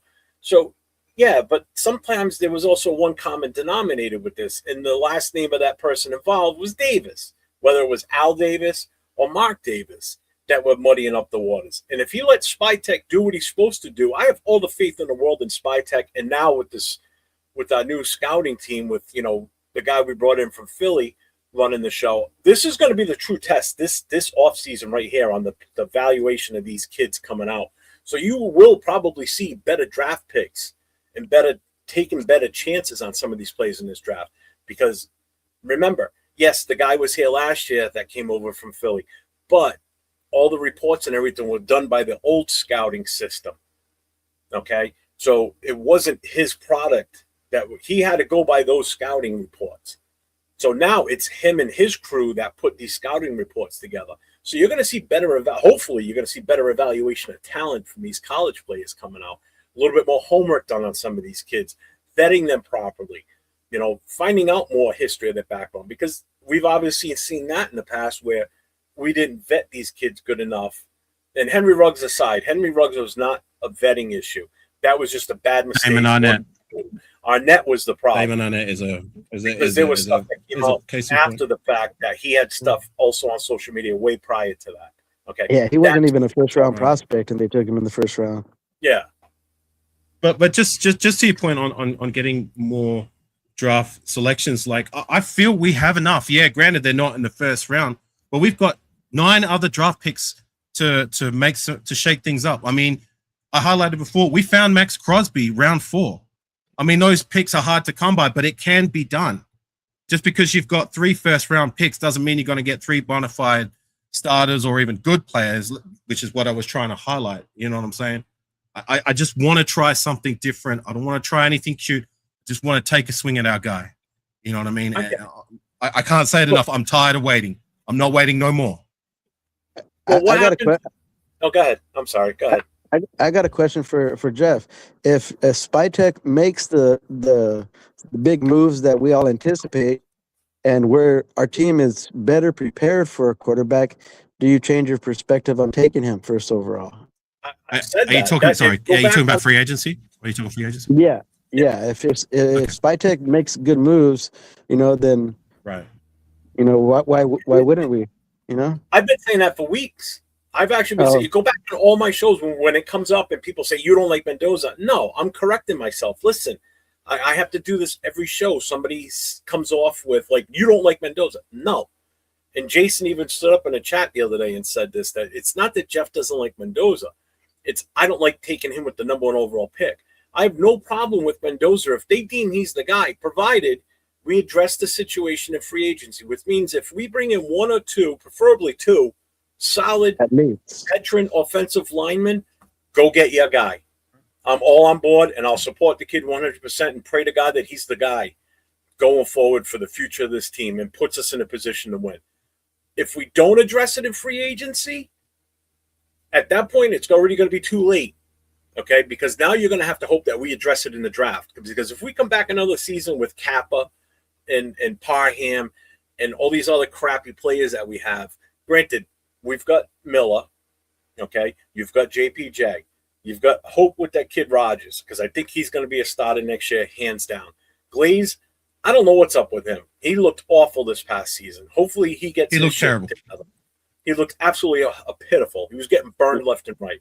Yeah, moving the Hopefully guard. they get his Right. shit fixed. So But, now but I that- think we all agree that a lot of that had to do with coaching, right? Oh, 100%. Yeah. 100%. You know? Yeah, right. But again, we still need Sorry, Jeff. We- Go ahead. we need to plan for the future with Colton Miller. Obviously, we've only got him for 2 years, and yes, he's still the top. I think he's still one of the top left tackles in the league when he's healthy. Okay, but if we address it in free agency and bring in at least two guys that can solidify that offensive line, and then give you a chance to let Grant grow a little bit more, because Grant may not be ready yet. Who knows? And to get some confidence back in Glaze, to where they can eventually take back over as the future youth of this offensive line. I'm all for Right. it. Because if we go into this if we go into the season with what we have now, and they are not any better physically and performing on the field, Mendoza will not survive, especially if we have to start him with that offensive line. Because you saw what Gino, as a veteran, couldn't do and was getting his ass whooped. He had almost 60 sacks last season. That's insane. We can't do that with a rookie. You'll kill that kid's confidence, and then you fluster him. I know he's like super smart and all that shit. There's nothing that can take the place of that and then getting hit constantly over and over and over. You're going to be shell shocked. It's going to have PTSD back there. I'm right there with you on that. I agree. I want us to bring in one, maybe two decent, good enough, maybe even the best available offensive lineman via free agency. But I do still believe that there is some young pieces there that should have been better, and I believe can be better with better coaching. We've got a young nucleus. We've drafted 4 offensive linemen in the last 2 years alone. You know what I'm saying? Who I think should be better than what they produced 2 last and 2. year. But say I'm just going to play devil's advocate for a minute. Say we don't address it properly in free agency, like you said. Say we don't find some offensive linemen via free agency that we hope to find. Let me take you back to 2014. Remember when we drafted Derek Carr? Remember, he started year one. He wasn't the best, but he wasn't all the way bad. You know, he did reasonably enough to say, okay, we can get behind this guy, even though we lost 10 straight. He didn't have the car insurance year one. Remember that. That came year 2. Correct. So as much as it's not an ideal scenario, you know what I mean? I still want us to go all in on Mendoza first round specifically, and then find the pieces that we can via the rest of the draft with 9 draft selections as it stand. But I just wanted you to take that into consideration too, Jeff, that it may not work out straight away in year 1 if we don't address the offensive line like we want to, but it can work out in the end if we give it time. That's all I'm trying to say. I get it. And my take on that would be, if they don't fix the line, then if they do take Mendoza, then I would sit him for that first year and let AOC or whoever other quarterback they want to bring in, be that first year bridge. And then year 2, we fix the line. But I wouldn't put Mendoza out there unless we fix the line. Fix the line has to Can be I just priority. one comment? Go ahead. Yeah, no, I agree. I agree with you there. Just to all eyes on G's comment, and salute you all eyes. He says that they forced Carr to start. He should have said no. He actually earned the job in preseason. I remember it like it was yesterday. I remember because we had what's that other veteran guy, the one from the Texans come in, Matt Shaw, who was supposed to be the guy. He wasn't that great. He was pretty awful in preseason. Derek Carr played very well in preseason. I remember that last game against Seattle. He played very well. He had numerous touchdowns and played well enough to start that season. So I think that's unfair to say that we forced him to start. I believe he earned it, and he didn't light the house on fire year one, but he did well enough to see that there was hope that he could be the guy, and he was the guy, at least for a little while, which is better than what we've had with all these other guys. So I just wanted to highlight. This is how I know people either aren't paying attention when I talk or just don't watch the shows. Because he said, Jeff, if Spytech drafts Mendoza and doesn't trade the pick, you will have faith we will do the right thing. Yes, I just said it, and I've said it I don't know how many damn times. I'm like a broken record. As long as we address the offensive line in free agency. If we don't address it in free agency, then I don't think that's the move. I'm sorry. But plain and simple. Because at some point, if he has to get in and we don't fix the offensive line and add some free agent depth, because we didn't do it last year, we're screwed again. And it won't matter who's playing quarterback there, because if we end up keeping Geno Smith and he starts the season, we're going to be in the same boat we were last year, regardless of who the head coach is and who the offensive line coach. The talent's not there. Do you not understand that? Capper is not good. Parham is hit or miss 90% of the time. Glaze, I have no confidence in him after last year. He needs to really show me that he's able to come back. JPJ was rattled last year because of all the moving around. They got in that kid's head last year. They fucked him over big time last year. That was a shame what happened to that kid, because that kid is something special, and we blew it with him. Colt Miller was injured most of the year last year. If I don't get it. I say this all the time. Why is it all of a sudden it's like this magical thing that I'm okay with it? I am, and I've said I am with Mendoza. I don't have a problem with Mendoza's talent. I've never knocked the kid for his talent. I haven't. I just don't think it's the right move based on our existing roster, plain and simple. Because everything we're looking forward to right now is based on the roster as we look at it on paper right now. This is who we have on this team. We don't even guarantee we have the head coach. We've come to an agreement with them. Until he signs it, there ain't no guarantee there. And Afakasi agreed with me earlier. And until that's done, nothing going forward. At some point, you got to see the bigger picture as well. You know, I know that's the team we have right now. But see the bigger picture, and that's what people don't understand, and that's what drives me nuts. And I don't like getting on the rant, but Jesus Christ, I don't fucking get it sometimes. No, I get it. You like Mendoza. We're not ready for him right now. Yeah, we're not ready for him right now, and you're not wrong. We're not ready for him. I'm just praying and hoping. If we drafted, let's put it this way: if he came out, if this was last year, Mendoza came out last year, and we had to start him, and we didn't bring Geno Smith in, how do you think he would do last year? Terrible. And guess what would happen? Better than these other quarterbacks, that's for damn sure. Huh? What'd you that? I said better than those other quarterbacks we had in the door, that's for damn sure. Yeah, I agree. It would be better than those.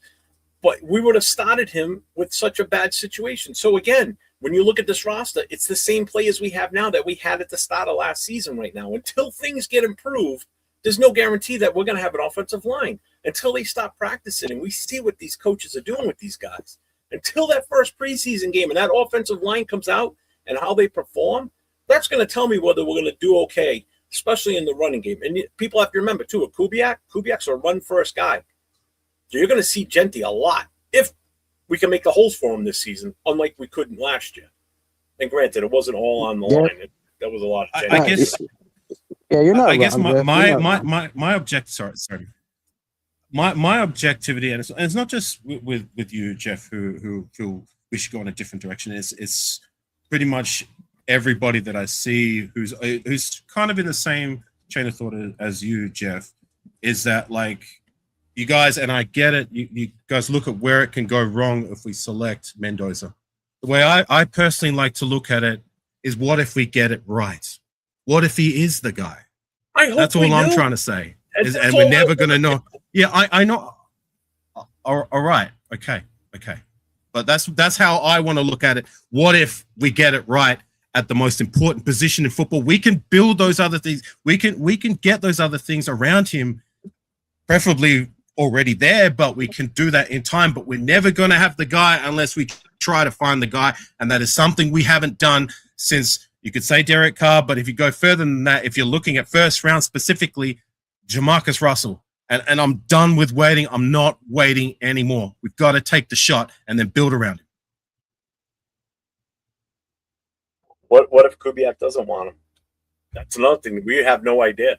I don't think Brady would have brought him in if he What, wasn't on if board. he doesn't want him, he doesn't want him.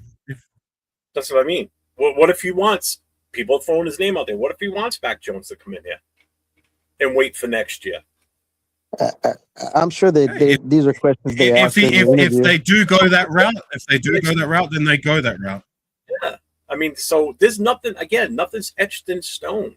So you have to be prepared to No, to I swivel. don't think there is either. You know, so that's why I'm like, think outside the Look, box. I'm gonna stand on how Mendoza, but say they do go in a different direction, I'm gonna have no choice but to rock with it anyway and just throw this jersey in the closet like it's pretty much useless. You know what I mean? But you know, that's just something that like I'm willing to rock with. I mean, I bought this jersey because I just feel so passionately about what I think we should do with it and where I believe they're going to go until proven otherwise. And I'm going to show him my support even before he's even a Raider, because I truly believe in my heart that is the route that we're going to take. Like I'm a gut kind of guy. Like I highlighted before in any of my points, that I'm not a no kind of guy. I'm not going to give you a whole bunch of bullshit based on stats and all that crap. I'm just going with what my heart says, and it's right there. I think he's going to be the guy. I hope he is. I really do. Because I'm tired of waiting too. You know, and like Money says, based on Kubiak, Genti, a rich free agent market of O-line players, 10 draft picks, do you honestly think we're not going to address the O-line, which is a huge need? You keep talking double.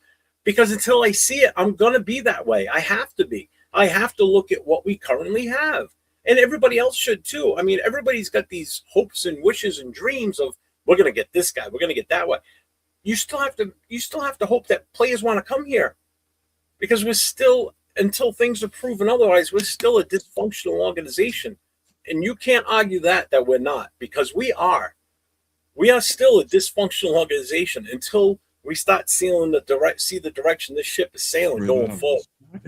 You know? Yeah, I think the first step is the coaching, and it looks like it's going to be Kubiak. So that seems to be the right step. Everybody, seems to, like the guy as a head coach and the staff that he brings in. Once he brings in that staff, then the next thing we do is attack free agency, and that's going to be critical what we do in free agency. And then from there, that's when we decide on who we take in the draft. Right now, we're looking at people we want in the draft based on the roster we have. But by the time the draft comes, our roster is going to look significantly different. Right, it always does. But I just feel like, and before you want to go and read your super chat, Jeff, like, okay. I just, no matter what route you take in free agency and needs for the draft, we gotta try and find our guy. But you go ahead, Jeff. Just want to shout out to Aunt Six here with the $2 super chat. Draft Alvaro Martinez and Dustin from USC. USC is a good school. I hear that Dustin guy's really good. They got a wide receiver coming out. Oh yeah, two-way player, right? Yeah. Yep. Yeah. Okay. What was I here? Arnie had a question. Shit, what was it? God dang it! I gotta go back to it now. I'm a little behind again on the chat. Fuck. Just while you look for that comment, I hear that, Raiders-saurus. I'm just going the opposite direction, where Jeff is looking at worst case scenario. I'm looking at best case scenario, and even a middle case scenario. If Mendoza, if all he is like, middle of the pack or maybe teetering on that top 10, shit, I will take that. I will take that over what we've had for the last 10, 15 years at quarterback not named Derek Carr. You know what I'm saying? I wouldn't like that to be all we get, but for me, that's still, I mean, if that's the very floor of what we get, like, we can work with that. We can't work with what we've been doing for the last, other than Derek Carr, for the last nearly, 17, 18, 19, 20 years, or ever since we had Rich Gannon. You know what I mean? Like, there's been guys that have come in that have been okay for a minute. Like, I love Jason Campbell. I'm a big Jason Campbell fan. He gave us some moments, but like, I just don't want to go this journeyman route again. And I don't want to wait for us to pull the trigger on a quarterback again when we're in the driver's seat, and hopefully we've got the number one selection this year. If we get it right with this number one selection, we will not be in this same position, hopefully for at least another decade to come, maybe 2 decades. I don't want us to be picking number one. I'm tired of us picking in the top 10. I want us to be picking later in the draft because we're making playoff runs. You know what I'm saying? And I truly believe in my heart it starts with taking a quarterback and then building around it. I just want to be 500. I'll take 500, man. I'll just take 3. I'll take 500. I want to win games in our own division because that's where it starts. We got to win games in our own division. If we can't get out of the basement of our own division, it don't mean shit because we got a tough division. We always have and we still do. So, Arnie, what free agents is the highest priority? Do we trade AOC, sign Cousins to Mendoza? My number one overall free agent grab attempt would be Lindenbaum, the center from Baltimore, but we're going to possibly be in a bid more possibly with the Giants because there's rumor he wants to follow Harbaugh to New York. And that would definitely, if I'm him, I would go there rather than here if I'm that player because I think. Who are you talking about? Who are you talking about? Lindenbaum, who are you talking about? from Baltimore. He's pretty much like the number one free agent offensive lineman that's out there. He's damn good. And the Giants have a good center, so they would have to let him go. They do. So, but if I'm him, I'm pushing for the Giants to take me because I think the Giants only thing I guess would be we're away from being good. Giants are not that far off. Go ahead. The only thing where we would have to come to the dance. Sorry, Jeff, my bad. The connection's bad. No, you're good. Is that we're gonna have to offer him more, and I'm prepared for them to do that. We have the money, spend it. If the Giants are gonna give him, I don't know, what do you think he's worth? 20 mil a year? It's close. Market value is 17 to 20. Yeah. All right. If they offer him 17 to 20, offer him 22 to 25. Make it enticing. Just do whatever it takes. One of the highest paid. He'll definitely be the highest paid offensive lineman. Well, maybe center. Left tackle interior. He's going to be up there. He's going to be the highest paid interior lineman for sure. But I think he's worth it? Yeah, I really do. And I'd rather have a bona fide center, somebody that's played center for multiple years than put JP back at center. I think JPJ needs to stay at guard, plain and simple. I think he's going to utilize that guard, especially if the left side. If we move JPJ to the left side along with Colt Miller and we get Linderbaum at center, that left side's solid as it could be. That would be Genty's bread and butter running up the left. Even if we miss on Linderbaum, there's still I'm sorry, Afkasi. There's still that right tackle Braden Smith and Elijah Vera Tucker. If we were to bring both those guys in and to shore up our right side and then put JPJ at center and then we just need a left guard. I was just going to say just to sorry, go ahead. My bad. No, go ahead. Good. Sorry, I was just going to say to Arnie Garza's comment there.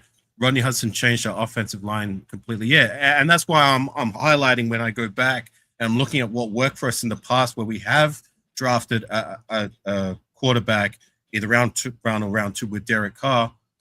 We didn't have the car insurance year one. We had Donald Penn, but we had I think Stefan Wisniewski and maybe who was it? Jared Valdir was still there, but he was out injured for a lot of the time. But when we did year two address the offensive line via free agency and built around the young guys like Gabe Jackson to shore up the rest of the offensive line, we had Derek Carr's best days. And that's, I guess, to your point, Jeff, you would want to build the offensive line. All I'm trying to say is that if we don't address it properly year one, it's not an ideal scenario, but it can be done. We can do that year two if we take a shot with Mendoza. It's not all doom and gloom. And to be honest, like the young players, I've lost a lot of faith in them with their play, but I found that to be very inexcusable that we had guys that show so much promise year one, and for them to regress like they did year two, and to hear the stories about what the coaching was like, for me it just screams coaching. Like if with the right coaching, I believe those two guys we have, JPJ and DJ guys, and the other guys that we drafted last season should be able to take that next step up in Caleb Rogers and Charles Grant. So there's 4 young guys there that we can build around. Like, our offensive line sucked, but it can be better with the right coaching. And if we do bring in another piece, if we do re-sign Colton Miller, then I'm good with rocking with this offensive line with the right coaching. Yeah, coaching matters. If we get it right with coaching, you know, we're going to be set for many years to come. What's up, Rafa? I know I missed a bunch of comments. I'm skipping right to the end. Yeah, I got to catch up. What's up, Raidosaurus? What's going on? Just thinking worst case scenario that we don't change anything. He isn't saying that he doesn't want Mendoza or anything. It's that if we hypothetically don't change things, it not necessarily won't work out, but it's not going to be good. I'm not going to sit there and say it's not going to work, but it's not going to be good. We're going to have some serious learning curves. Jeff, you just said you had faith in SpyTech, which is why I asked the question. The fucking problem isn't me not listening, rather it's you not remembering what you said minute by minute. I've been saying this all along, though, that I don't have a problem with Mendoza. My God. And yes, I do have faith in SpyTech. I have faith in him going out and hopefully trying to get these guys to come here. It's not on him. It's on the guys wanting to come here. That's the problem. That's where all this lies. It's getting the players that want to come here. You know, Yeah, we last year with Pete Carroll coming here with his experience and his history, he'd be able to bring the players. And he couldn't. He didn't bring shit to help us. I'm sorry. Yeah, he brought a couple of pieces on defense that, we're okay. You know, what? That's what we got to hope for. We got to do more to entice players that want to come here. And yes, if Kubiak is definitely the one that signs the paper and says he's the head coach, that's a starting point. You know, we get the number one pick. If it's Mendoza and that's the way we're going, and these guys want to come here and protect for him and play for the Raiders and be part of what we're building, that's up to the players. That's not up to the GM, to be honest with you. He can set the dinner table out. It's if they want to come and sit down and eat and partake in it. Plain and simple. If they don't want to partake in it because they don't like what we're serving, they're going to fucking head off to the McDonald's instead. They ain't going to eat our fucking half-ass gourmet dinner. You know, they'd rather go eat something else. That's how I look at it. You know, when you put scraps out there, nobody's going to want to sit at the table and enjoy the ride. You know, come on. Yeah, the way I look at it is money talks. If we put the most money out there on the table, we're going to have to overpay for a few of the people that we want that don't want to come.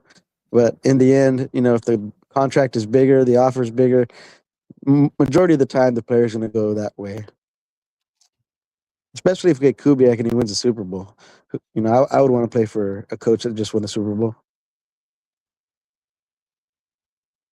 Can you imagine having a young head coach at the helm and a new quarterback that we drafted round one? So we got a young head coach and a young quarterback.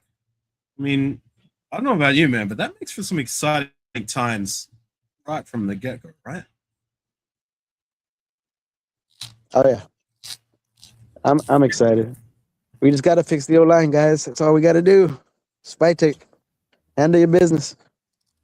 So Moneychuck says you have a problem drafting anything in the first round other than O-line and DL. Yeah, because everybody's loved head coach John Madden used to say the same thing. Everybody quotes this all the time, but we never fill it. You know, everything starts in the trenches. If you don't protect up front on the offense and you don't get penetration on defense up front, then you're not going to be as successful as you want to be. Okay? So, yeah, I'm always going to tout for, you know, the trenches, you know, whether it's in free agency or in the draft. If the top offensive lineman that's going to come out, that's like Campbell last year, I wasn't in favor of him because I fell into the short arm thing. Tell you what, he had a hell of a year his rookie year in New England, and look where they're playing. They're in the Super Bowl. He may not play because he's injured right now, but he still had a big part in them making it to the Super Bowl.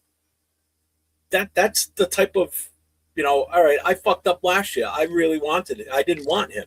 And I didn't want Membo either, to be honest with you, because I didn't trust him either. I love that guy. You know who was big on him last year? Was, can I ask you? Oh, shit. Angelo. Yeah. Angelo was big on him. Jeff, talk to him. Can I ask you, though, Jeff, can I ask you, say we did make that trade and we got multiple picks. You obviously want to focus on offensive line or defensive line. Now, I know one of your answers would be Bain. And to be honest, say we did make a draft day trade and trade it down, Bain would be my number one priority. With the other picks, I don't know. I mean, I can give you answers on positions I'd like to address, but the players, personnel that might be available in that range, I don't know. But what about you, Jeff? Is there any offensive lineman prospect that would be worthy if we were to trade down in that say 10 to 15 range that might be able to contribute immediately and make our offensive line better or better in time? Yeah, there's a couple guys from You know Utah. Yeah. Where is it? Let me bring up my list. Damn it, get out here. I mean, obviously it's guard that we would be looking at, but yeah, I mean, you've got a few in there. I mean, preferably, I really wanted to grab one of the centers, but we can still get them in like possibly like the third round and such. But as far as offensive tackles, I mean, that would be they're going to be ranked higher than the guards this season as of right now. You know, I mean, you've got a few of them to choose from. You get the kid from Miami. I don't even know how to pronounce his name. Moaga or Moago. I don't even know how you say his name. The kid Proctor from Alabama is damn good. You've got the kid from Utah, Fano, Lomu, Emu. You know, but if you stop looking at guards, they fall off a little bit. The highest Stop butchering my people's names, Jeff. Then you say it. If I could see what how the spelling would be, I'd be able to say it eloquently. I mean, guard is. I would prefer a guard if we can't get one in free agency, but we definitely need to draft one. But we also still need corners. I mean, there's a lot we need. You know, we definitely need corners. Seriously, an edge rusher on the opposite side of Max if we don't do offensive line early. You know, again, it all depends on what we do in free agency too. I mean, there's so many options out there in free agency that we can take advantage of. Yes, but if we don't, we're just going to have to live through the draft, and hopefully we fill those voids that these guys are. We can't have a draft like we had last year. Let's put it that way, where your second round pick wasn't even a starter. Your third round pick was a spot starter here and there in Darian Porter, but shows promise. I like the kid. Are you talking about what, Thornton or Porter? Porter. Thornton was the fourth. The third as well? No, Darian Porter was in the third. So it went Genty, Betch, Porter. What's the third that we got? The two line we got. Offensive line. I'll throw it back. Yeah, because they went back to back. What were they, like 99 and I think Rogers and Grant. Yeah, I know they were back to back because we traded back to get the two picks side by side, and we took both of them, 1-2. Yeah, it was. You're right. So the linemen were drafted with the last two picks in round 3, after Darian Porter in round 3 as well, and then Dante Thornton. You're correct. Was round 4 with Tom Henry. The guy that was our 4th round pick got more play time than our second rounder. You know, so usually your second and third rounders, right. Your second rounders for sure usually turn into starters. Your third rounders are more of a reliable, not reliable. How do I want to word this? Developmental. No, but they're more developmental rotational guys. Yeah, that's it. They're more of a rotational guy where they have a bigger impact on the team. Yeah. 4th round is and if they can be more than that, cool. Yeah, exactly. Yeah. No, I'm with you. When you take your second round pick and you only throw to him 20 times in the entire season. I mean, come on. And then your 3rd round pick or your 4th round pick gets more play time than your second round. That just shows me right there that, you know, I still think Betch has potential. I really do. It was bad. It was bad coaching all around. Yeah, it was. It was. You know, I mean, stories came out of. Did you guys hear about SpyTech training up the offensive linemen? Yeah, we heard. Crazy. Yeah. That's why I highlight, like, with better coaching, I believe guys like JPJ and DJ Glaze. There's no excuse from their play perspective from year 1 that they should have regressed the way they did year 2, unless it was bad coaching. That, like, all signs to point to they should have been better, even just a little bit better. So I'm still hopeful with those two guys and Caleb Rogers and possibly Charles Grant as well.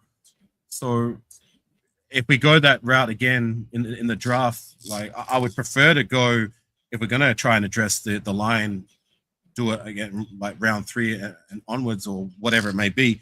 But I'm there with you, Jeff. Like what we got year 1 from our draft class, we had 9 picks, and outside of Genty, I still believe Genty's going to be great. I've been pretty disappointed with. Granted, you've got to give them time. Like, it's just year 1, but it was underwhelming, especially, like, I guess for me, I highlighted before the season, we really need to find at least 2-3 starters from day dot with this draft class, and we didn't. We found 1. And it's draft class like that hurt us in the long run. I mean, I just did a show recapping the 2023 draft class, and you look at, like, it's 3 years later, you know, our first round drafted guy, Tyree Wilson, is still a rotational guy trying to find his feet. Michael Mayer, as much as we like his athletic traits and what he does on the field, nobody's going to sell me his productions even close to what you want from a second round drafted tight end that you traded up for. That was the best tight end in the draft that year. And then you got Byron Young, who didn't come past the first season of his rookie contract, and we end up shipping him out because he got beaten by Matthew Butler, another guy who didn't make it that we drafted, and then Trey Tucker being the best of the bunch, and he was drafted at the end of round 3. And then you got all these other picks like Aiden O'Connell, who's a rotational guy, and then these other guys that didn't even amount to nothing. It's those kind of classes that hurt you in the long run. You know what I'm saying? So you can't afford to do that, especially with last year. I hope that's not what we're going to get from last year's draft class. I want it to be a lot better, but it was underwhelming. I'm right there with you. Oh, yeah. You know, and Moneycheck says you did the same thing last year. Even though Genty was the most talented player on the board, you wanted to draft position rather than talent.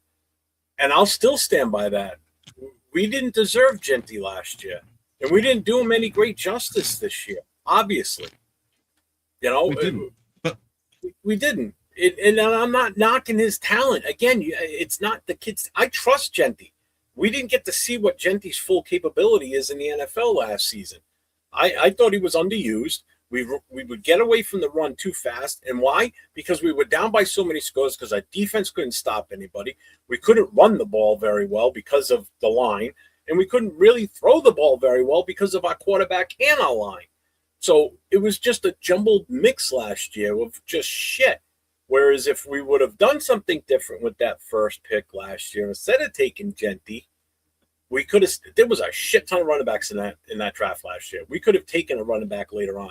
We could have taken a Trevion Henderson or Judkins or whatever. There were so many different options of white running backs that had a good year last year that we could have taken, not Genty, and we could have addressed a different need, like an offensive lineman. Yeah, I would have settled for Membu, even though it wasn't my favorite last draft.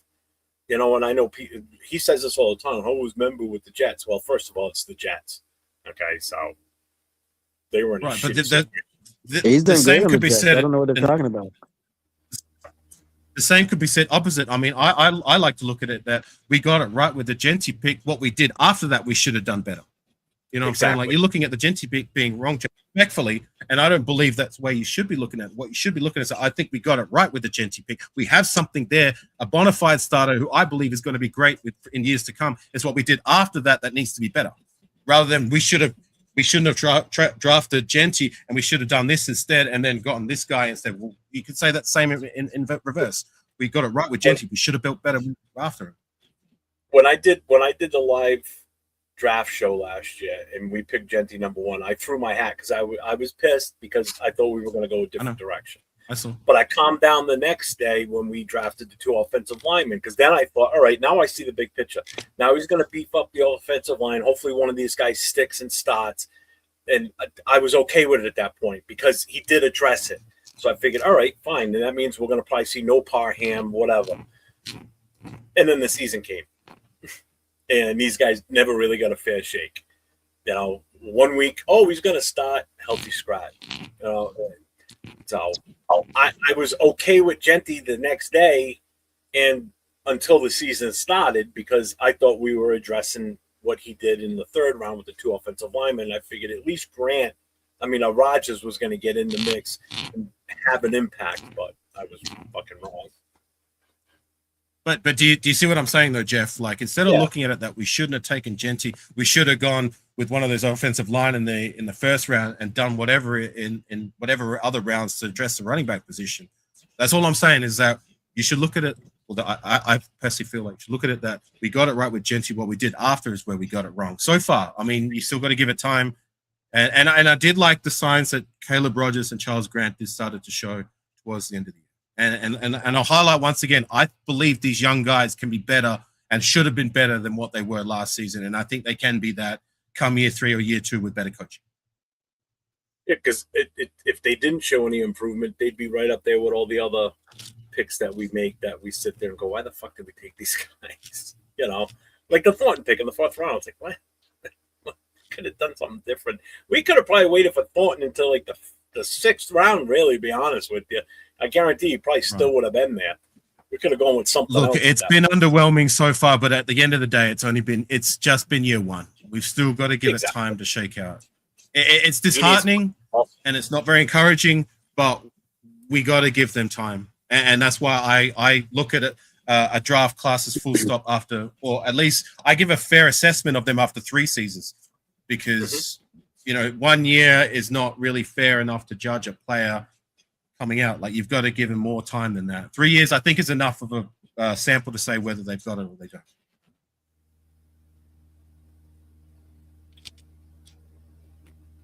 G-Fam, you're still there? You've been quiet. Yeah, I'm here. I agree with Afakasi on that one. 3 years in NFL, not for long. If you're still on the team in 3 years, that means you got something, you know. If not, the team should have let your ass go already. Right. Chuck I mean, Henderson. to that point, Colton Miller, remember how bad he was year 1? Granted, he was injured. You know, he like, we look at Colton Miller as being the stalwart of the offensive line that he has been since we drafted him in 2018. So that's, what is it, 18, 19, 20, 21, 20. That's 8 seasons so far, maybe 9, going if he comes back next year. You know what I'm saying? So for the most part, he's been one of the better left tackles in the league. But you've got to remember, year 1, it was, the signs weren't very encouraging. I mean, he wasn't Alex Leatherwood bad, but he wasn't very good. So, you know, you got to give him time to marinate, per se. Like, the hope is there. But we I guess to that point, we've been through that song and dance with a lot of these guys who don't really project well year 1, and they just don't amount to anything after that since then, right? Yep.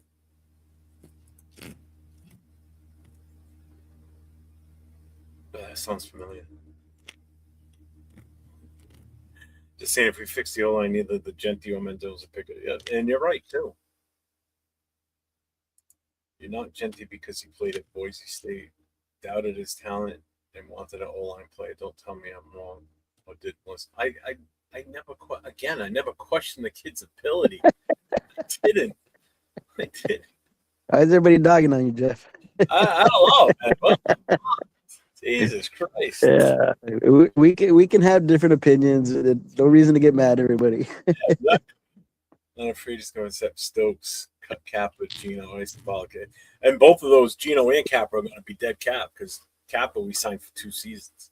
Yeah, I don't know if Spytek will let him go because he brought him in. That's a Spytek signing. I have a feeling they're going to keep his ass. We got a cool Kev sighting. What's up, Kev? Hey, I have not seen you in a long time, Kev. What the hell is going on? I'm gonna dip out, guys. My battery's dying on my phone. Man. All right, later. Yeah, Bakasi, I think the last time we were on together, Stu was there. Who? Stu. Oh, really? When was that? That must have been at least 2-3 years ago. Yeah, at least 3 years ago. Yeah. Man, it's been a while. Good to see you, Kev. It's been a long time. Well, yeah. Yeah, for sure. What's up, man? How you been? Not too bad. I'm on break. Just want to come in and hang out. Awesome. I love the lanyard. I got one myself in the suitcase when I went to Allegiant. Yeah, I got one. I got one in black and gray. Awesome. I got this one. Oh, he's gone. Old. So what's your take on all this, Kev? Yeah. Where are you standing on that? Is he there, or is he doing his best Dustin impersonation? Oh, there he is. He's in his car. So it's dark. My alarm went off. Sorry about that. What's going on? So what I think Jeff asked to Mendoza or not to Mendoza. Sorry, Jeff. Well, I agree with both of you guys on both sides because it's just like I'm just nervous about giving up all them picks and not getting any in return for them. So I don't mind Jeff's take about trading out as well, but we don't do well in trades, so you know, but we take Mendoza, we got GT and Bauer, so we're moving in the right direction. So slowly but surely, if you look at it that way. True. If you go back to It's a Jeff's similar point about situation. if you go back to Jeff's point about drafting GT, we didn't deserve Bowers either because we were supposed to get a whole lineman back then, and we ended up taking Bowers, BPA. Right. The thing with Bowers, nobody saw that one coming. It's not like we were sitting there going, "Oh, I'm going to be going for this guy." You know what I mean? That was like Right. bang, it happened, and you were like, "Whoa, what the fuck?" Shout out to Raider Ben. Shout out to Raider Ben. He saw it coming. Oh It's yeah, He's the one guy who said he right from called the it. rip Yeah, he's going to be definitely. special. Yeah, he called it. Yeah. I mean, when you saw that he was available at that time, when it was our pick, it's like, oh shit, because everybody at that point was thinking we were going quarterback, and we weren't expecting the players to go in front of us that did. So it's like when you finally saw that he was available, and then we make the pick, it's like, oh goddamn, Yeah. But it's not like we I went didn't into know how that. good the guy was. Yeah. That guy. Yeah. But the last, so at least we got 3 good players in 3 years outside of Tyree. So, Right. And hopefully that trend can keep going, right? Where it looks like it's working out for our first round selection, but it's like I highlighted before. Instead of people looking at it like we should have done something else with our first round selection, which in my personal opinion we got it right, it's what we did after that is where I think we should be looking, which is what the problem is. Maybe not so much after Brock Bowers, because we did find JPJ and DJ Glades, but last year's draft, the jury's still out. We're still scrambling to find who is that other guy, when really we needed to find 2, maybe 3 day one starters, and we didn't outside of Jensen. right. Exactly. Because Glaze regrets big time. Go ahead, sir. Money Sorry, Chuck Chuck. wants to know, he says, "Cool, Kev, what did you mean about giving Money Chuck a run for his money earlier?" He goes, "You fucking insulting me."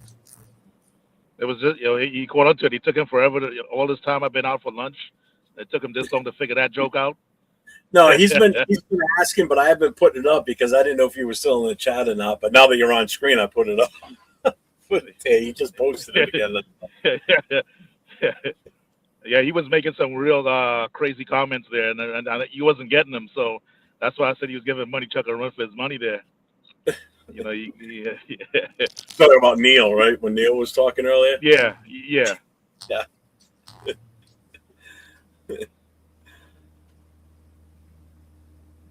Yeah, Raider Paul saying it for months and months and months. Actually, I think Raider Paul said it last year that Mendoza was the guy we should draft in 2026, right?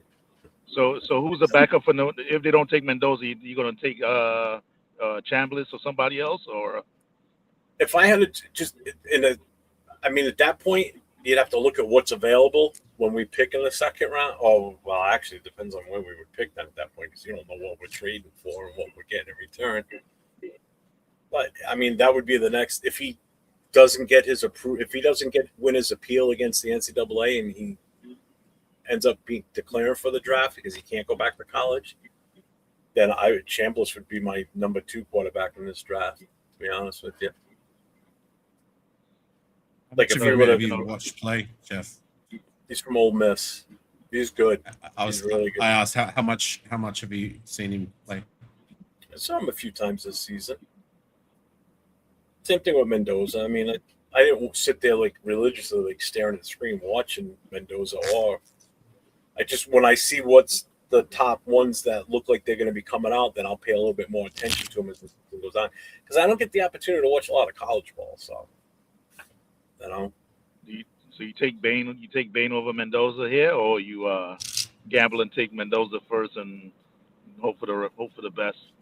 If it's the Jets and we just move back one pick, at that point it's a crapshoot who you take there. I mean, you could take Reese, you could take Bain. I mean, I know it's crazy, and some people are like, "What the fuck would you take it?" I mean, even Caleb Downs. I mean, the kid is that talented, I think. I mean, that's a possibility, too. I know people are like, well, he's a safety. You don't draft a safety that early, and I hear that all the time. People say that all the time, but, I mean, The kid's talented, man. But I don't know, man. It's. I don't know. So you take so let's say we take Mendoza. You still is Gino going to stay and ride him out until Mendoza can get in there, or you start him right away? Start who right away? Mendoza? Yeah, over Gino, or get rid of Gino and put Mendoza. I mean, it could be a case where fire. Mendoza comes in and outplays Gino in training camp and gets the time in preseason to play and outplays him. I mean, it very well could happen. And if it happens and that's the decision, then we got to live with it, and I'll be fine with it. I don't have a problem. If the coaches think that's the best direction, then let's do it. Like I highlighted before, that we did that with Derek Carr when Matt Schaub was supposed to be the guy. Derek Carr was supposed to sit. Derek Carr outplayed Matt Schaub, and it wasn't even close that year's preseason. So we went and rocked with him at quarterback, and we did so with that for the next 9 years. So it can be done. It can be done. Because at this point we still need 2 quarterbacks, and you may not want to get rid of Gino if you don't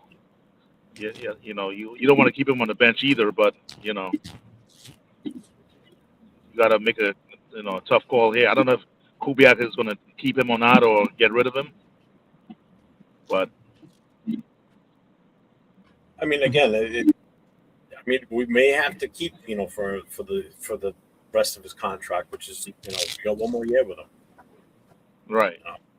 I mean, I don't think he's going to want to stay anyway. I think he's made it clear he wants out with his Instagram. I mean, it also depends on what type of relationship that him and Kubiak have. Kubiak, yeah, is that a sour relationship or not? I don't know. I honestly don't know. Okay. God, family race. G-Fan with the $5 super chat. Sing it with me. Nope, not singing it. Not even going to word it. All right, you paid for it. There was something in the Do you want me to? Go ahead, you can do it. All right, I'm all aboard the Mendoza train, but I'm kind of over that song myself. But I'm gonna sing it one time. Right. There was something in the air tonight. The stars were bright. Fernando Mendoza. Oh my God! All right, that was worth it. That was worth it. Thanks, G-Fan. You're my guy. That was funny. So Fernando Mendoza, right place, right time, or is he overvalued at his position right now? I hope he is. I really do. I mean, I want nothing more than success for him and for this team. That's all that this comes down to. I just want us to make sure that it's the right move and we're making the right choice and going in the right direction. Because again, I've been a fan for 50 years, man. It's been 40 years since I've seen us win a Super Bowl. Right. I'm not making another 40 years. I'll be 95 years old.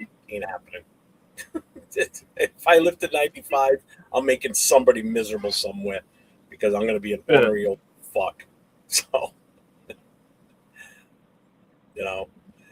one wants to know if you're British. He says, "Is Kev British?" It's Dominican.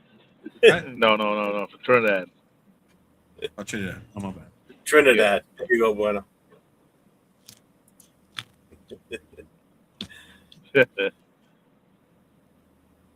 Oh yeah, you know what? I can. You know what? I'm gonna do it right now while you guys are on here. I'm gonna play the parody Mendoza song I have. You ready for this one? This one's a little bit shorter. All right, here we go. Yo ho! Silver and black! Hoist the shield! Oh, gather round, you raider fools, with mock traps torn and broken rules. We sail the seas for QB lore. Now Mendoza's at the door. One fine throw across the bay. We crowned him king that very day. Did we scout? No. Did we drink? Yes. Raise the shield and yell it next. We're balling in Mendoza. Ho, ho, in a silver coat. We're balling in Mendoza. Steer the sheep. He's the goat. We're balling in Mendoza. Ho, ho, in a silver coat. We're balling in Mendoza. Steer the sheep. He's the goat. Riders, riders, spill your drink. If he fails, we'll blame the sick. Kubiak charts the battle plan, but we just sing and slam our cans. If he throws 5 picks in a row,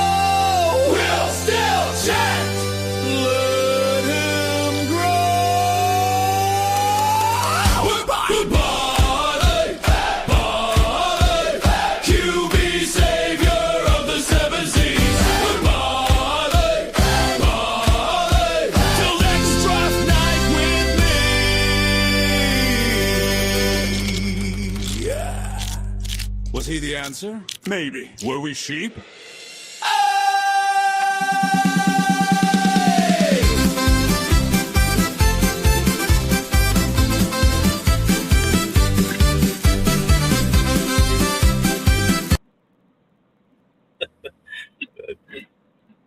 I had fun with it. Leave me alone. Yeah, what's about it, Dixie? You don't like that one? I thought it was funny. I couldn't hear it because I'm playing the audio through my car speakers, so I can't hear. I could hear your voice, so I'll probably have to watch it when I go back and watch the replay. I got a second one I did too, but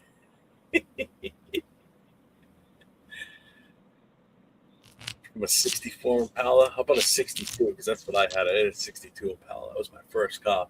I missed that fucking car. Repeat that. Yeah, it's not as good.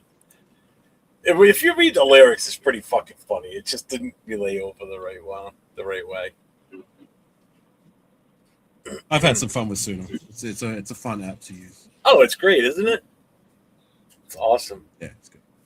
I absolutely love playing around with it. Hey, that's where I've got all my other songs from. That's where I've done the Radar Connection. What's the app you use for your thumbnail? I use ChatGPT for that stuff.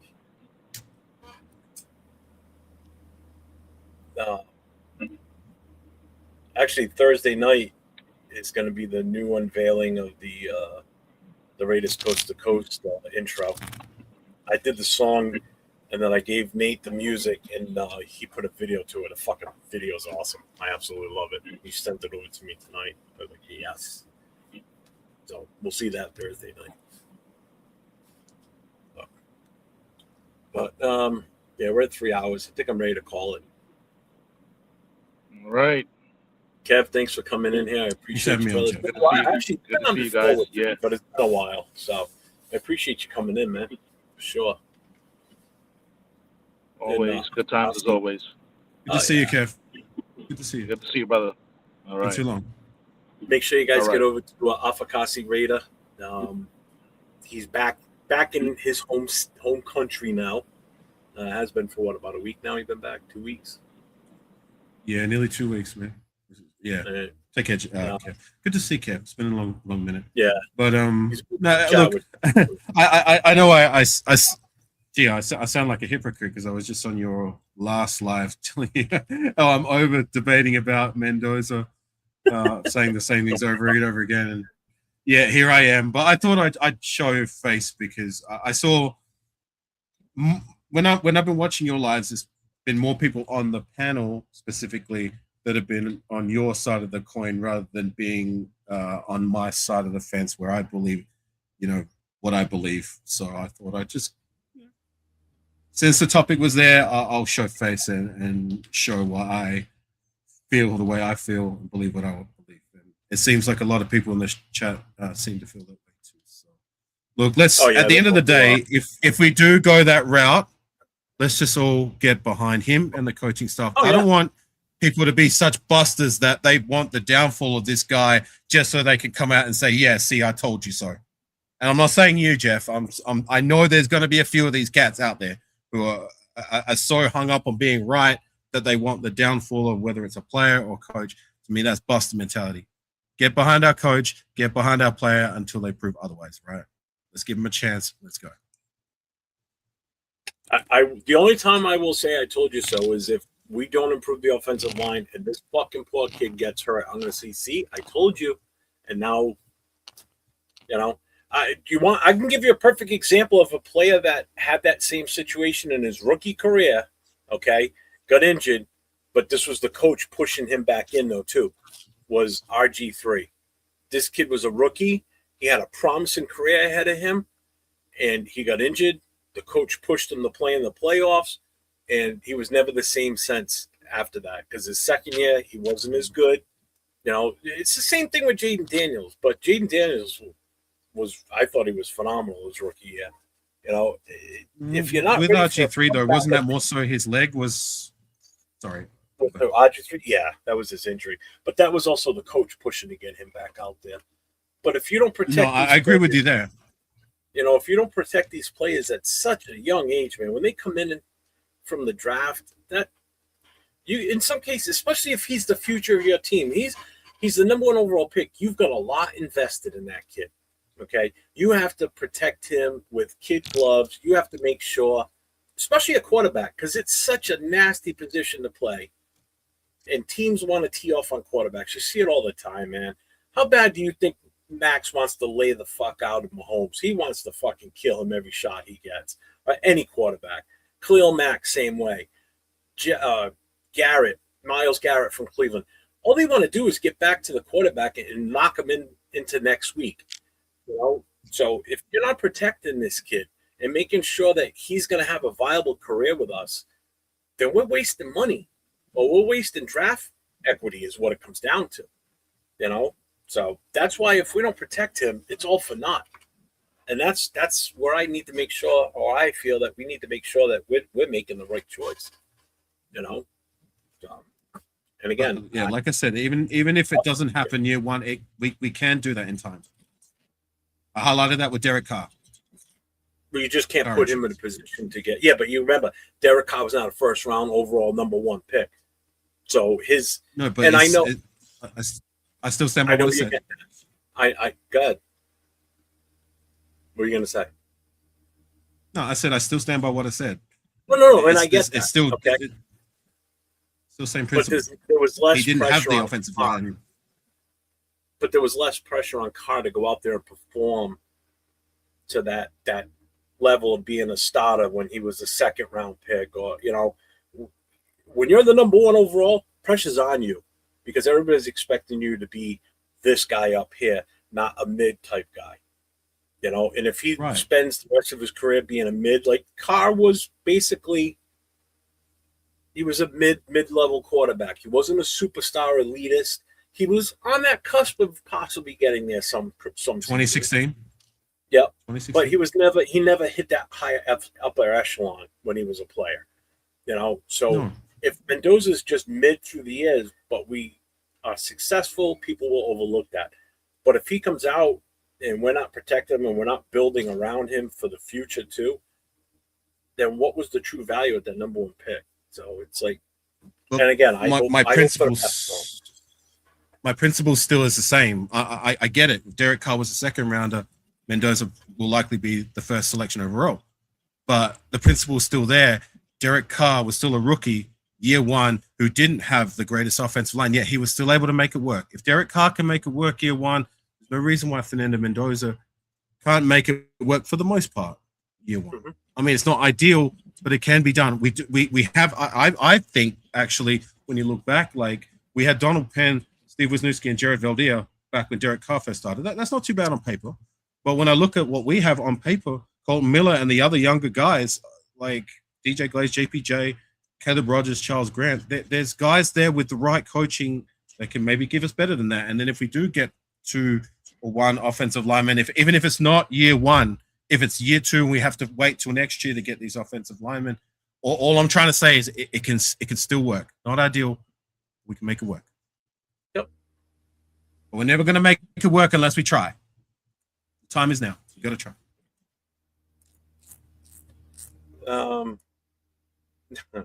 What's up, Mike? Fan base still can't agree on number 1 pick. Mendoza pick is the reason why Kubiak is coming to the Raiders. I hope it is. And I hope he's successful with them. So, with that being said, again, make sure you guys get over to Afakasi Raider. If you're not subscribed to his channel, make sure you get over there. Hit that sub, hit the notifications. If you're an old school guy and you played Tech Mobile when you were a kid, definitely keep an eye out for Afakasi's channel because he does Super Tech Mobile. And usually you'll see me on there playing too sometimes. Yeah. And we're going to have to get back onto it sometime. Yeah, we will. Just me and you. Still sitting right up here on the shelf above me.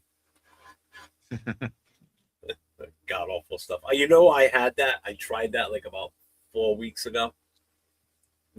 Somehow we got on the subject in the chat, and I think Bueno was like, "Oh, try it again now." So as soon as I opened it up, I was like, ugh. "Oh, the Vegemite." Oh, yeah. Yeah, but then I took it. You already saw Raider Ben's. I brought a jar for him to try, and Nate, but Nate wasn't game enough, so Raider Ben tried it.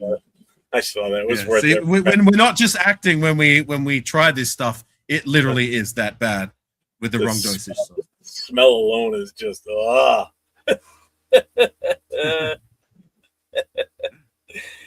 But all right, everybody. I'll see you Tuesday night. The Most Notorious with myself, Leo, and Raider Will from Silver and Black Podcast, and then Wednesday night, Raider Connection, myself, Leo, Jay from Just Raiders Baby, and LV Raider 10.